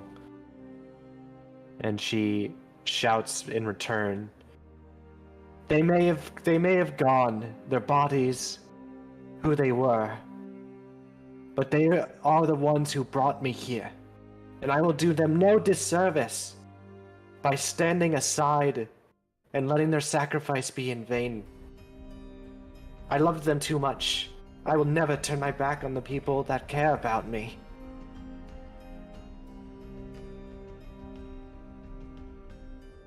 Stranger Things style, you're all in this black room. There's just this spotlight on you guys. It just turns on, and you see that one of the spotlights is different from the other. Same light that destroyed your friends envelops Sora. Sora, give me a Constitution saving throw. The rest of you can tell me what you do, how you act. I will use a point of inspiration to roll at advantage. Come on. Okay. Success or fail? All the damage in this realm is psychic, and this is a failure. Okay. Okay. Fuck. Considering how Lewis is in this current moment of trying to see how the hell they handle this to see if he even notices, I'm going to give myself perception at disadvantage just to see if he's able to break out of his current mentality to even read it. No, he can't. Sorry. It's okay. Phoenix, however, seeing who she considers her best friend, I'd like to use my flash of genius to add 5 more to your save, but we'll say that she's calling out. Remember, Sora, be true to who you are. You're everything you need to be. I'd imagine in this moment of weakness, even though Lewis can't reach her, both Phoenix and at least the intention of Lewis is felt, and it boosts that feeling to say, my friends are my power, and I will not falter, not with them at my side. You succeed. Go to half your maximum hit points. Okay.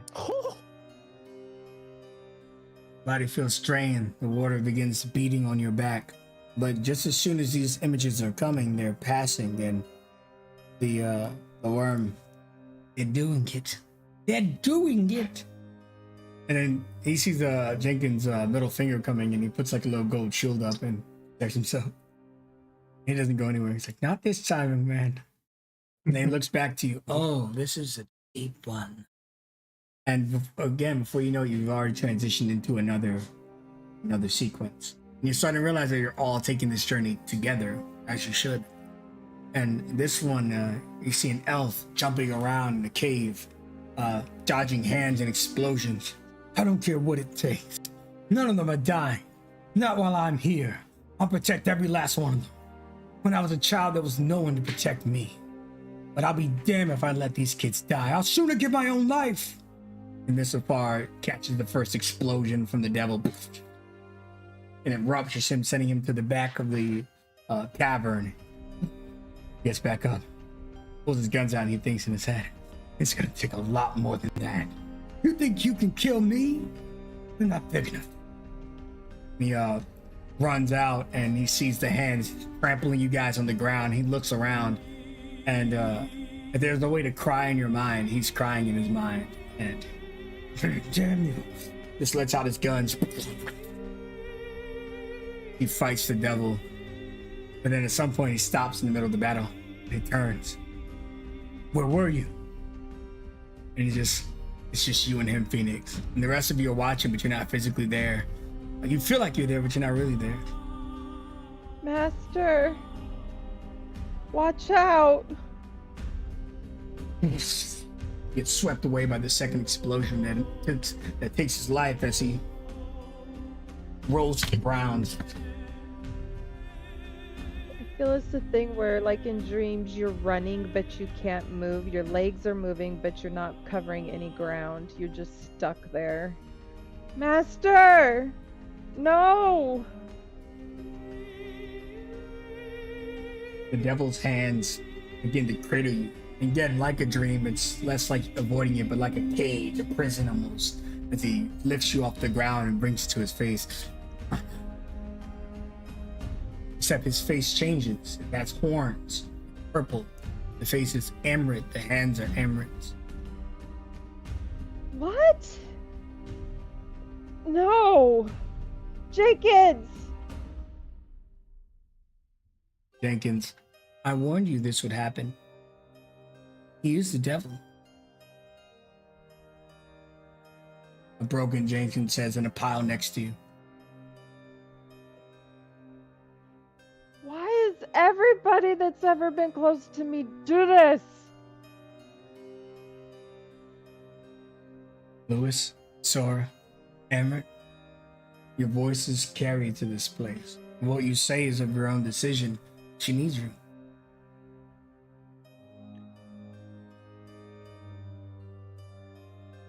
Phoenix, you hear Sora's voice reach out to you in a somber, but again, her emotions are amplified, so she speaks with a lot of happiness despite the words. Mistafar was one of the greatest people I'd ever met. Next to Lewis, he felt like a father, so protective. He looked after me, looked after you, and everyone I cared about. The day he died, I felt I had failed him. But you took his teachings and you made it something better. You You were truly one closest to him, and you know this is not how he'd view this.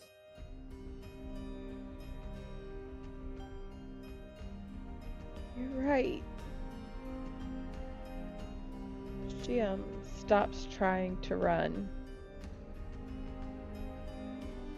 And she closes her eyes and tries to block out the vision that's in front of her right now and replaces it with when she was called into his study, supposedly for punishment, but instead it was for one-on-one time. And when he handed her the book of the ancient shadow warrior that was actually about him, and she focuses on his tone of voice where the words were chiding, but the tone was filled with sincerity and love and care. And when you realize that the hands caging you are not Amber, but Amber in this place is actually holding you. But the devil's gone and just your friends are here now. Give me a wisdom saving throw.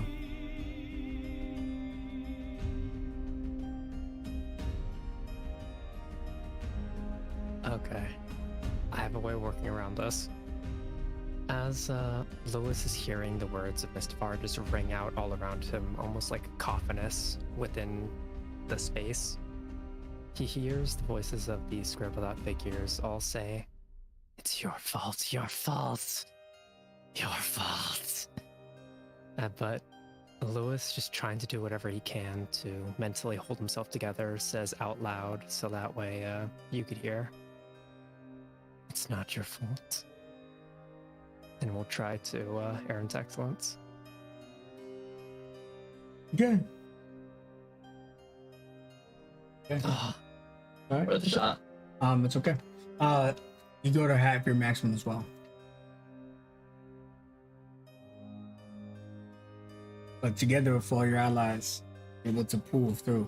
And Amber, you're seeing that physically, you're kind of like bent into both worlds to your blood rune.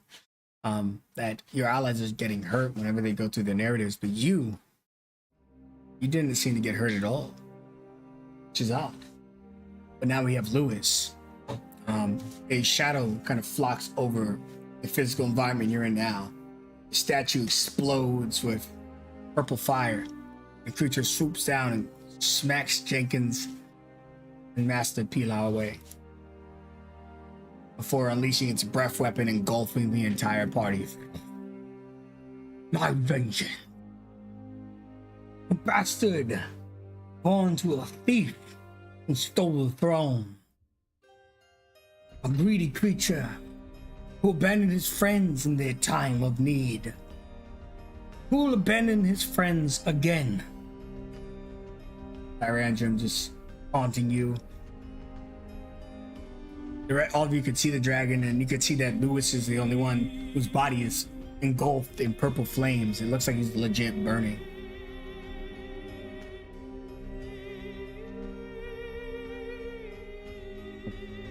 it's no matter what.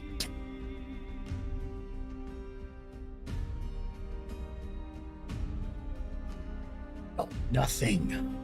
Bale swipes and smacks Lewis. He almost loses his position in the stream. No, you must hold on. If my words can reach you, you cannot leave your position. You will fail. Lewis does whatever he can to just like grip his feet into the wet rock. Sora, while unable to move from her position, does have a certain appendage that she can work with. As Lewis, you feel that same furry tail wrap around your wrist, and the soft glow of Sora's light rune that dances in the fur, and it just holds on to you. No words spoken, but the feeling of someone who loves you, going to be with you here if you succeed or if you fail.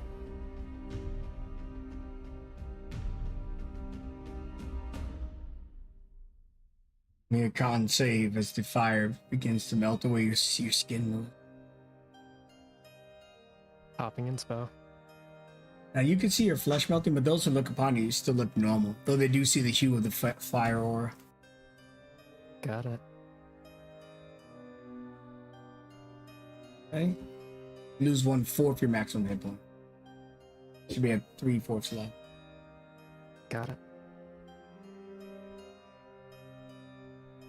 Now we return back to Emmerich. Emmerich, you see you're surrounded by masked individuals. They all have their weapons drawn. They mean to take you back to Night Chapter. And they say as much as they lift their blades and start charging at you.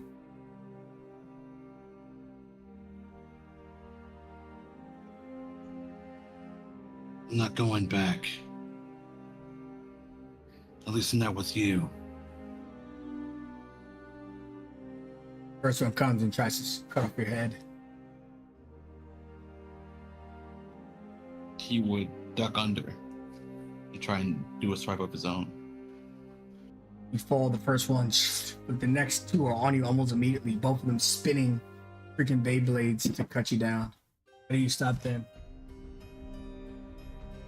He would catch one blade with like his own like hand and like grab their fists and like headbutt them with like a clean cut, and then turn his body to the other stab, and then stab through that body and get him as well.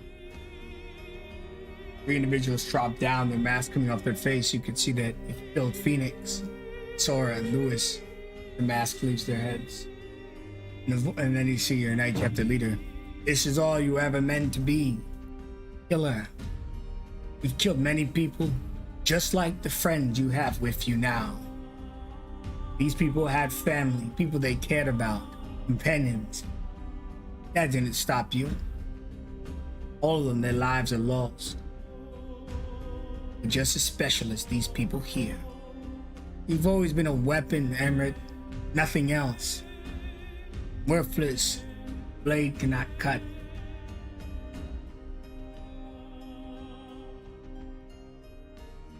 No. I'm not a weapon. And even if I was, I wouldn't be yours.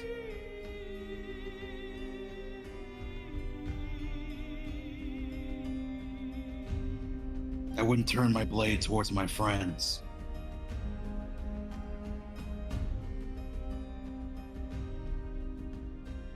Yeah, Irma, step out from behind you. Oh, but you will. Only a matter of time. Today, at the Night Chapter, eventually your blades will be turned against them. You are a monster, just like me. I'm you. Look what I've done.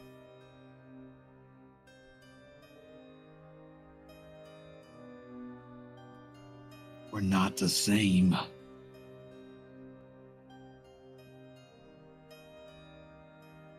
You're right. You've been around longer.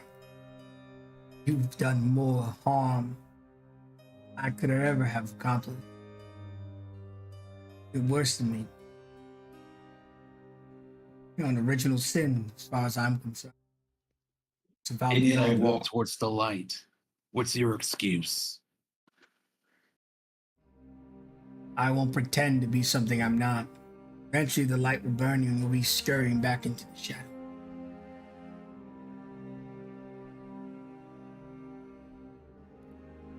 No. No matter what happens, I'll stand for people who can't stand for themselves. If I have to pay with my life, I will.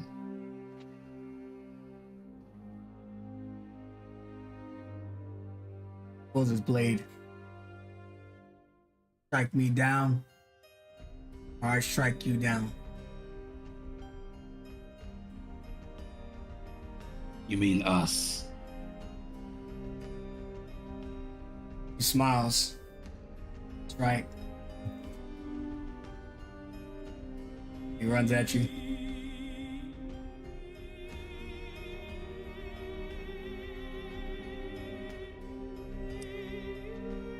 he would just stand still.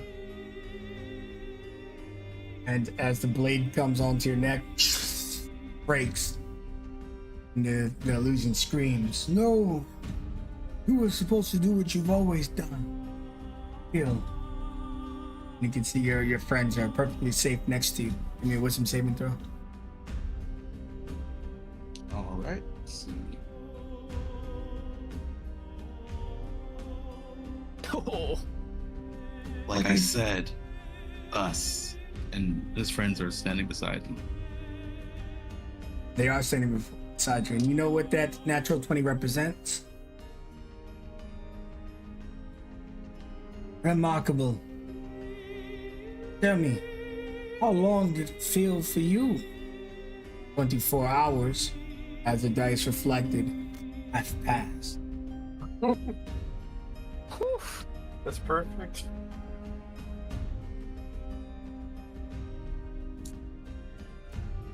All right, out of the water, stop bragging.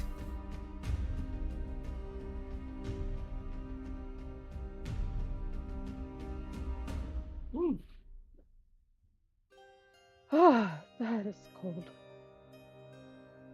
Did it even feel like 24 hours? You all seem to be deep in your places wherever the water sent you. You were together. That's all that matters. True. Now that you've touched the plains of death and you've unclogged all the darkness that still torments the back of your minds, you're gonna move past it. Not forgetting what occurred, understanding it. Be prepared for what must be done next. Now, each of you, one last time, concentrate on that place that the waterfall sent you. This time I want you to try to physically manifest it, like you would one of your rune powers. Directed towards the globe. First, let's get the hell out the way, Jenkins, because if this works, oh boy, it'll be good.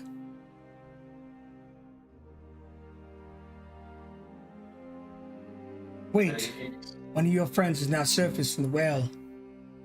Maybe he's dead. you would notice that Lois is still in the exact same spot as he is, but knowing that his flame aura was running, you would start to see it flicker. For whatever reason, he's still stuck in his mental state. What's happening? He made the same sacrifice Mr. made, but with his mind. Lewis gave a part of himself to each of your tests. He's sacrificing his soul. He'll be lost forever. No, he won't. Just going right back into the icy water, she jumps and grabs a hold of Lewis. Do not move him. Just make him know we're here. In Lewis's mental state, as the four figures are standing before him, their voices just echoing within his head, and he sees Tyrandrum resurface in a much more monstrous form than any of you have witnessed. You could see that, especially making contact with him, you would be able to feel all of the fear that's been running through him, not just now, but for a long time. Fear that's been building up for the past 20 years, all surfacing at once. Fear, doubt, terror, uncertainty. All of it just completely and utterly overwhelming. As the single word continues to screech in his mind, filled with all of the sense of duty that he's been exhibiting. Run. What do each of you say in order to try to break him out?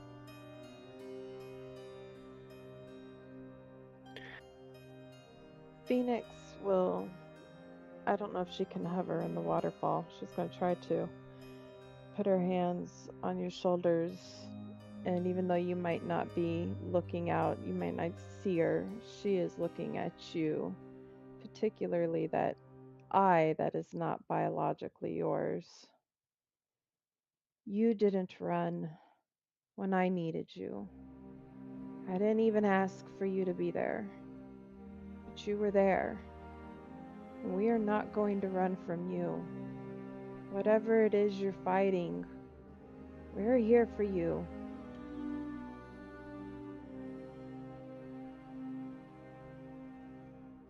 And Lewis, you would feel a hand gently press into your chest as Sora puts her chin on your shoulder and puts her other arm around you in this hug.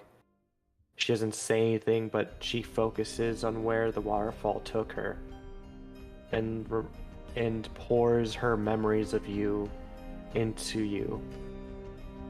The moments where she met you, the spicy food competition being the very first interaction you two had together, the many times she was napping or sleeping but always insistent you were nearby, or just embraced by you in this paternal way. All the little jokes and humor you two share, even if it's at your expense. And most importantly, just every moment you have stood by her side at the most dire of times against the most dire of threats. Every Mouther, no matter their grandness and size and power, you and Sora have stood by together. And she just pushes this light into you so that the memories that are keeping you here are no longer heavy, but those of a light.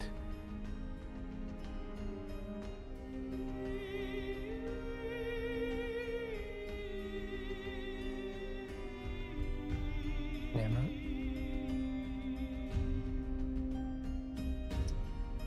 So, Amrit will grab Lewis's arm with one hand, and then he'll like hold his hand like above him to try and like stop the waters from like crashing down on him so much over his head, as he's just yelling into his ear. What if you're saying it's not true? We got here together as a team. Success or fail, all of us. The same darkness you had, I had it too. In a way we all did. That's what we're doing now, fighting past it. And you've shown that. You've taught us that. We saw with our own eyes. This darkness you have, it's not yours to keep. We pulled it out if you once, we'll do it again.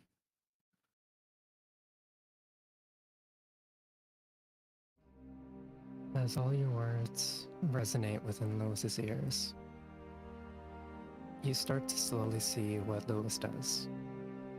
Those four figures, and one of which Amrut in particular would realize pretty quickly, of one of the Tangled members that Pete met prior. Although their face is heavily obscured, and they all seem to have some sort of twisted smile across their face. And as those words start to resonate within the air, that you'll never be enough, that you'll always be a burden, that you'll never be able to do enough, you hear Lewis say out loud, I need to handle all this on my own, before pausing in a step, and each of your bodies slowly start to glow the colors of your rune. As his eyes start to shift back to their normal selves very slowly, from dilation back to consciousness, as he slowly looks around at each of you. And his body starts to slowly relax, even in all the gold. I'm not alone. And the colors of each of her runes start to fill this black void. And as the coloration fills the ground, they seep into each of the 4 shadowed figures and into the towering form of Tyrandra behind, before slowly dissipating to ash, and Lewis's body just starts to go limp as he starts to shake away from his consciousness. Oh, dear Lord. How much time has passed? Enough. Let's get you out of here. Right. Come on. And as he's being dragged by everybody to get out of the waterfall, you've noticed that the fire rune aura that's been encapsulating him this entire time seems to almost stabilize from like the erratic form desperately clinging to stability to one that seems a lot more calm, and with the slight bits of energy flowing off him, the colliding water seems to disappear for a brief moment before getting replaced by the next bit of water. But he seems a lot calmer in comparison.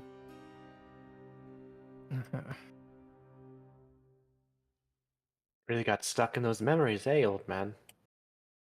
I wouldn't be the first. Well, he had a lot more than we did, probably.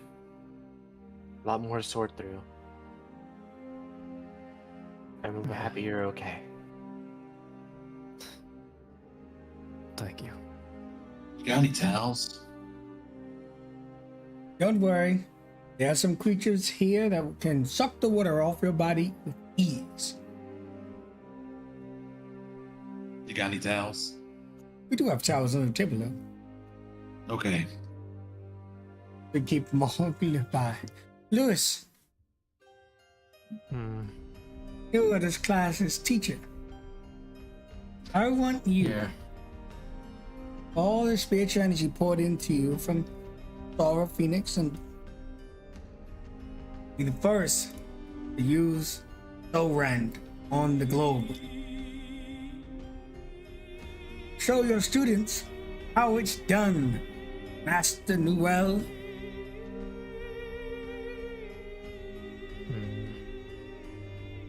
He kind of just looks at the orb for a while, not quite sure what to do. But there's like a slight tingling that goes across his entire body, starting at his right shoulder, the one where his fire rune is. And as it starts to mix together, each of you for a moment see that flame aura that's been surrounding him this entire time start to shift in color. Not from just the orange and red that you're normally accustomed to seeing on him every now and again, but mixed with this golden white, this purple, this almost like a radiant purple, and a soothing blue mixed with a tint of red to it start to swirl around him. And as he closes his eyes, the aura slowly shifts into each of his hands and encapsulates each of them.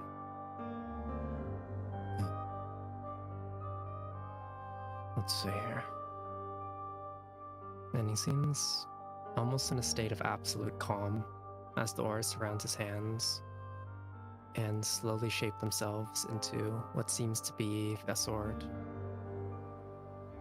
He raises it over his head, and in one burst of energy, he quickly swipes down toward the sphere.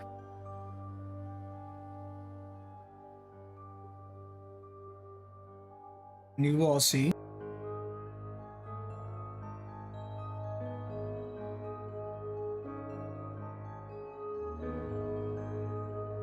a ray of energy spit out of him. You have found your center.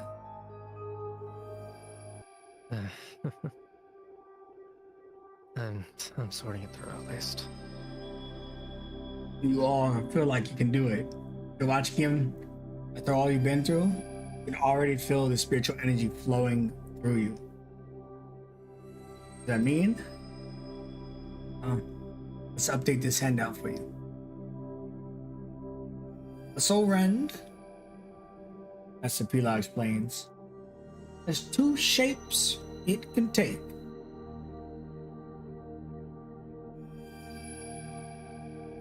More importantly, the soul rend only kills when you want it to. It can get a powerful tool to preserve life just as much as it is take it. Think for a moment. A band of civilians gets in your way. They think they're doing the greater good. Attempt to stop you, but you know you must complete the task. You could soul rend the entire crowd, turning them into lumber. Safe, but defeated. Or a vile villain has means to escape. You are unable to pierce its resistances, its immunities. Well, the soul rend cares not for any of that. It is pure, unchallenged, unchecked, raw energy that destroys the essence of the body or preserves it. This is what each of you are capable of. Right now you can only probably do it once. As you get stronger, it will improve. So shall you.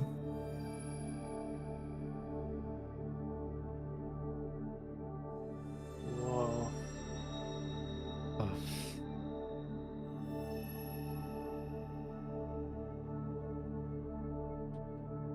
Okay. So who's grabbing that one scene from the avatar for their GIF? I actually have something else in mind. What I was thinking about when I made it was I was watching Shadow and Bone. Mm-hmm. One of the kids that throws out like a beam type of thing. Oh, gotcha.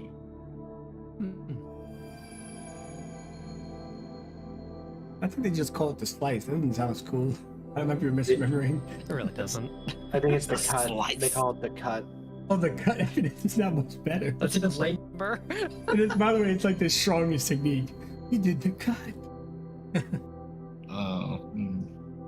It wasn't a great show, unfortunately. It wasn't, even though I liked watching the crows whenever they were on scene. But yes, each of you now have all of these features. Of course, you got your wisp form, your cleansed spirit, and your one a long rest soul rending.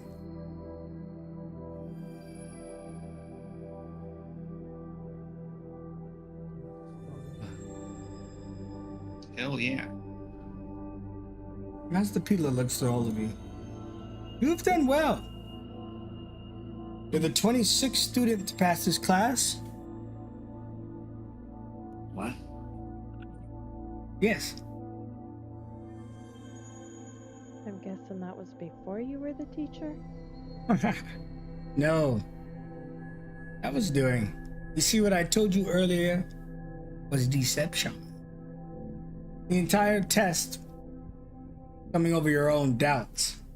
The idea that it was going to potentially kill you, which is true, I might add. And the idea that the students before you had failed. Everything was designed to put you under the stress of battle. But you were safe here with me.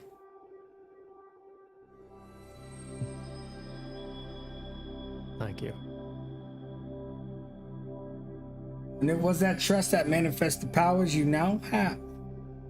But wait, hold on. Hold on. Baby. Oh yeah, that's right. You owe us. If you want something, come on. I call it pulling a drag, but people say other words too. Ooh. Sora, you go first. Are you sure? Of course, yeah. All right. Let me take his drag then.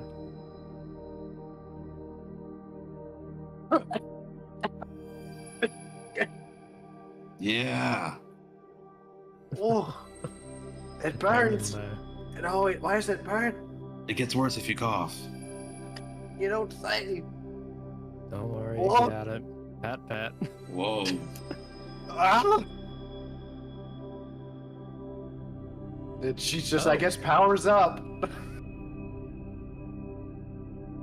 Hey. Where would you put in that thing? I think It it's might have just, been helpful in the waterfall. I think it was your spiritual connection.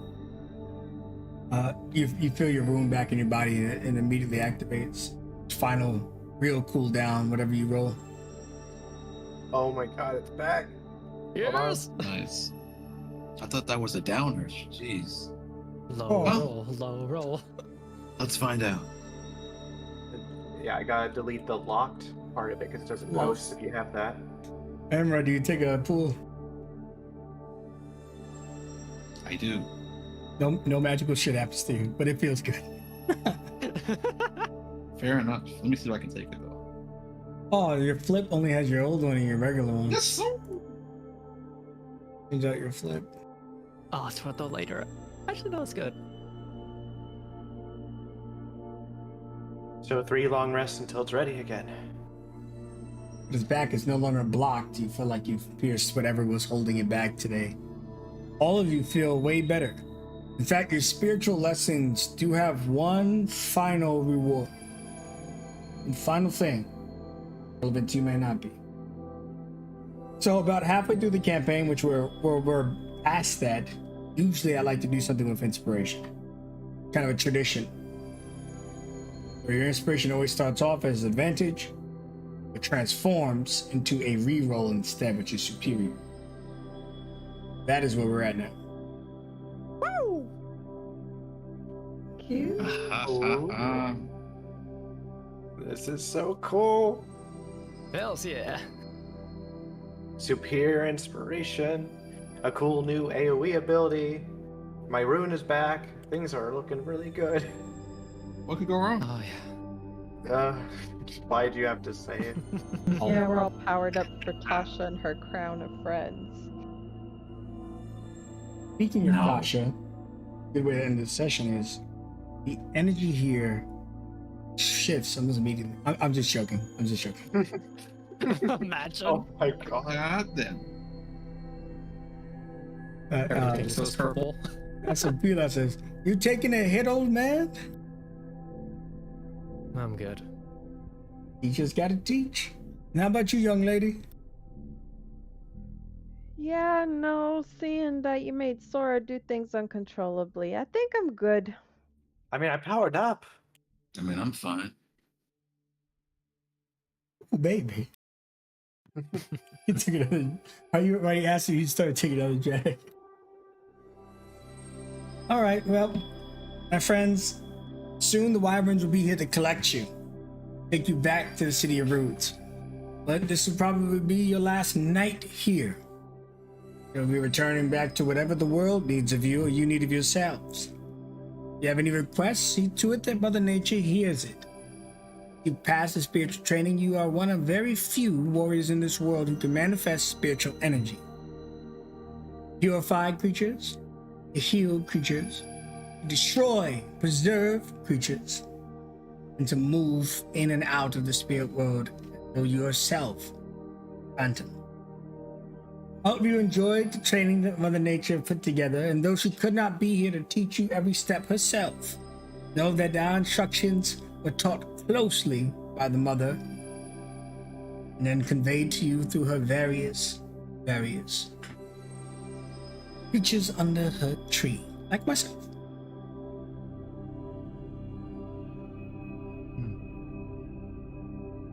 I will take these teachings with me forever. As she turns and looks at the stone, seeing what Lewis had did, she smiles and quietly closes her eyes as she touches her collarbone, and it's almost as if there's like a ripple of light as she thinks to that waterfall and all the memories. The memories fill her with light, and it radiates down her arm as she points at the rock, and this beam of multicolored light strikes against the stonework. My friends are always my power, and now I will use it to better the world with it.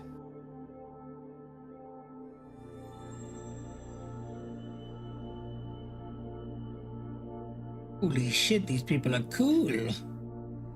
So I figured I'd give you some payment because I don't think Mother Nature would put gold in your pocket. Here you go.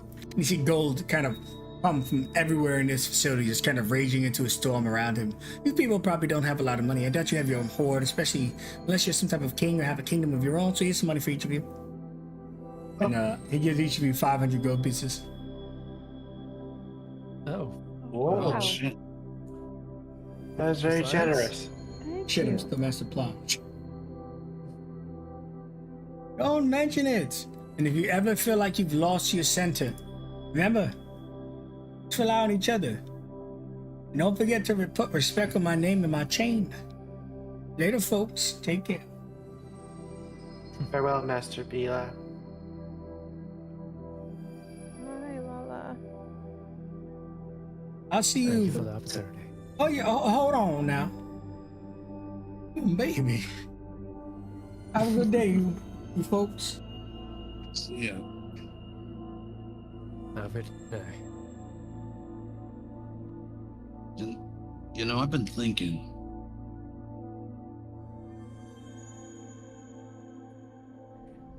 Is there like another word for synonym?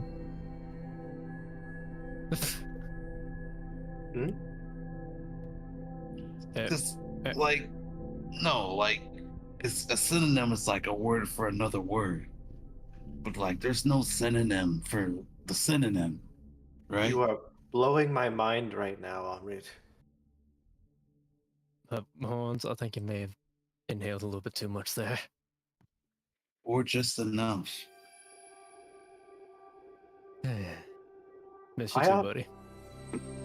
Does anyone else see all these patterns in our life? How these perpetual cycles keep reminding us that they're an inevitable thing, but a vicious cycle is one that can be changed. Sora, please. I've had enough of existential crises for the day. Maybe that's why the hamster keeps running the wheel, you know? I bet we could ask them anything and we would get the truth out of them right now. This is gonna be a long trip.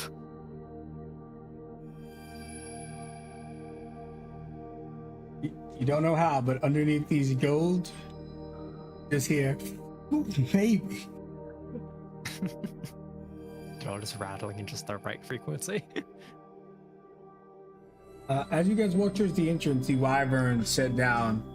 Mother Nature looks to all of you. Did you succeed? Yeah. Power to give or take life is now ours to decide. As if you ever doubted we would. Miles. And then she ushers you on to the wyvern. You've earned your rest, but also a feast, a party being thrown together in your name. Oh god.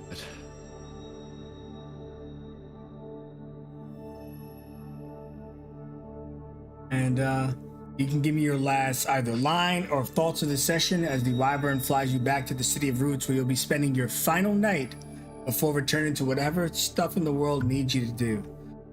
And any stuff that you want to do is probably a good time to let me know above game and in character. We can take care of that as well. So I'm going to use our names in game in reverse. So that's going to be Sora, Lewis, Emerald, and Phoenix. Give me your final scene or open dialogue of the session. Sora. As she walks with her friends, she can't help but look up to the sky and, almost in her mind, picture where she used to be. Where she would look at the same sky, but along the line where the sea and the sky were one. And how she always dreamed of what was on the horizon. The horizon is beautiful and it's full of love. And it's now something that she is responsible to protect. She will take these teachings forward with her forever. And will hopefully make the world better for it.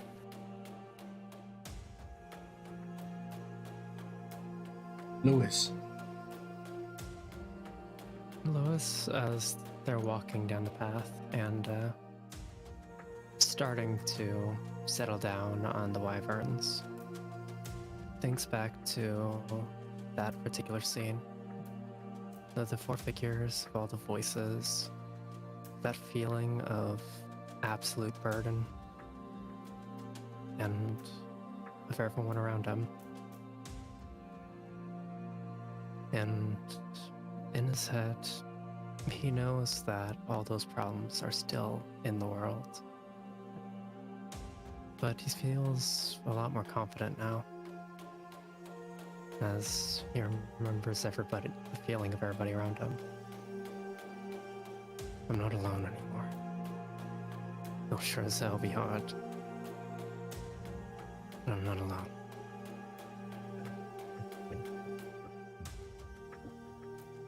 And as everyone starts to settle down, his mind trails to a certain memory. The image of two individuals at a doorway as Lewis stormed away.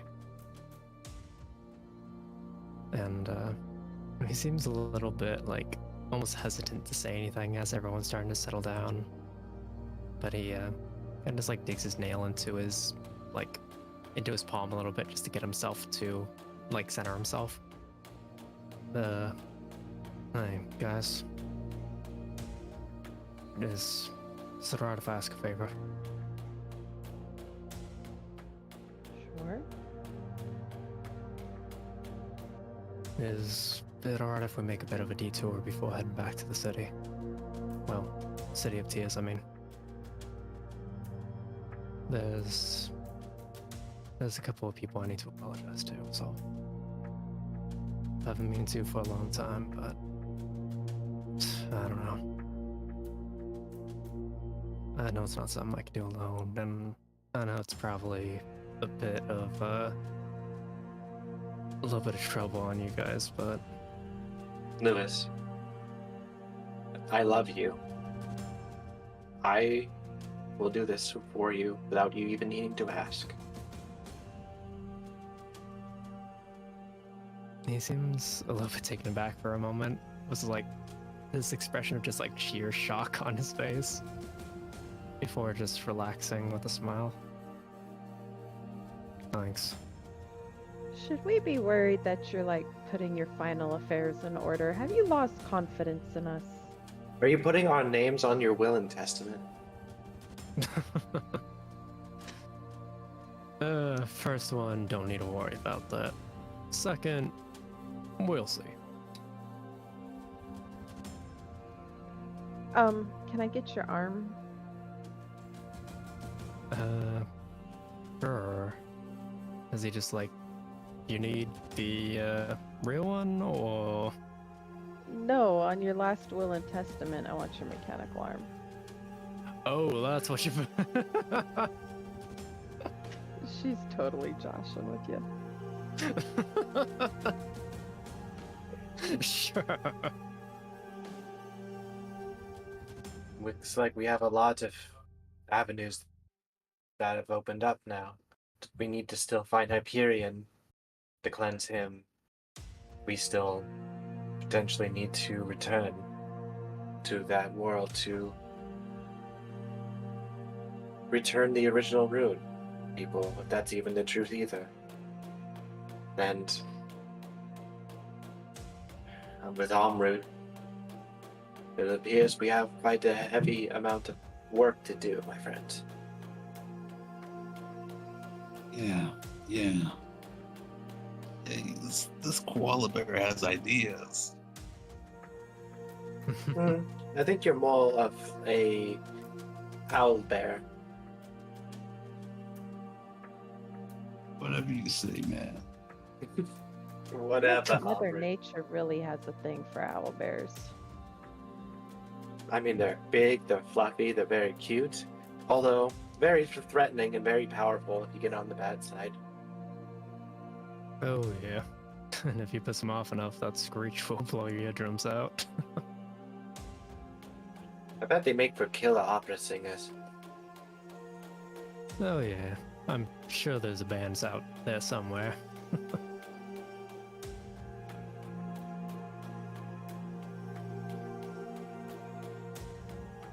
Okay. Emret, final moment of scene. Emmert's fully relaxed. He has his arms crossed as they're riding over. He's just looking at all the scenery. And as he kind of like drifts off a bit, he sort of awakens, just coming to the high point of like a mountain. He looks down at like snowy ice caps in the distance, having finally made it through the blizzard and the trees. Has made its way to the top. As he looks past the horizon to the skyline, he sees the sun beaming down towards like buildings and civilization, and everyone just kind of sees him like smile in his sleep. We're heading in the right direction.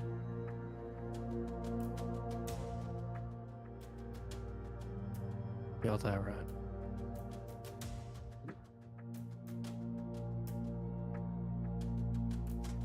And Phoenix. When we land and everybody dismounts, Phoenix lingers a little bit to hopefully have a word with Mother Nature. She wants to ask, well, I'm sure you know I was allowed to visit Clamdor the other night, and I was just wondering if you can corroborate. He said his time in that fluid is the only thing prolonging his life, but that there's nothing that can be done for him, and he's basically just suspended in there waiting for death. Is he, trying to get a pity trip out of me, or is he telling the truth? During Middle Reign, your father was a hero. It was a beam he took from one of the machines. Disintegration, it melted a piece of his brain, forming that void in it. He's been on borrowed time ever since. The fact that he made it 50 more years, blessing. And I think that's because of you and his wife. The amber, a natural resource that's preserved creatures way before civilization even rise. And we've placed them in there now. That one, we can preserve him forever. What he says is true. The cause of the conflicts up to now have finally caught up to him. His days are so precious few. You should know your father is a great friend of mine. I will do all I can to keep him alive as long as possible. If a cure is to be discovered, I will find it. Okay. I appreciate that. I guess I don't need to ask if I was gonna then. Thank you. And I appreciate you. You've shown me that not all technology, wow, and though I will never come to like it, give me hope. You show me who you really are, both now and before with the others. I have no regrets inviting you to my inner sanctum, my home to train. I am proud of the warrior you all are presenting yourselves to be. Continue to be yourself. Change this world. Maybe one day we can all stop fighting. That would be the dream. Thank you. And she does a slight bow. Yeah. Mother Nature immediately gets back onto the wyvern. I'll be at the party eventually. Unfortunately, my time is always spent.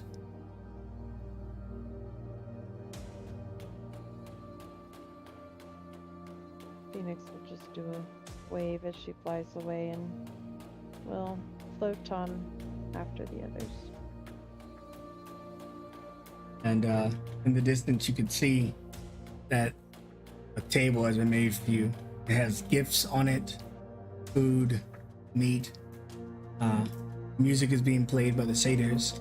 Dryads are dancing. Daniel's drinking a whole bunch of mead. Even Tasha is smiling. And in the distance, you can just see Daniel saying something to her. You don't know what it is, but she kisses him. Oh. And that is where the session ends. You mean like on the Okay. cheek or like? The boy! Oolong kiss. He probably said he's gonna help her leave or something. Yep. Probably. This is bad. Yeah, it is. This is very bad. You gotta tell them what they want to hear. You know what I'm saying? Sora, Oh, well, now I do have to now end on this. The exact look of Sora as she looks at this is the most comical, turning stark white and almost petrified, cracking, and then falling into a million pieces. And that's our own comical moment for them for that. You don't know where he got it from, but you just hear Daniel scream at the top of his lungs, "Ooh, baby!" And probably gonna be a title of the episode, I'm sure. But friends, thank you for participating tonight. Look forward to playing with all of you next week. And those of you who came out and watched tonight, thanks for viewing. Everyone say goodbye to the stream. Bye. Bye-bye. Bye, stream. Thanks for watching. Boy Falcon, and I'm flying out.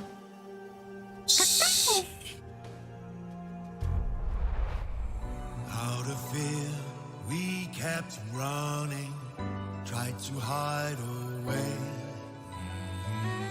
Can you hear? War is coming, beckoning our fate. This is the day that we stand up. This is the day we fight. We'll take our place, we won't give in. Our victory is in sight. Only a sword in our hand, but we enter the lion's den. We're not waiting for a war.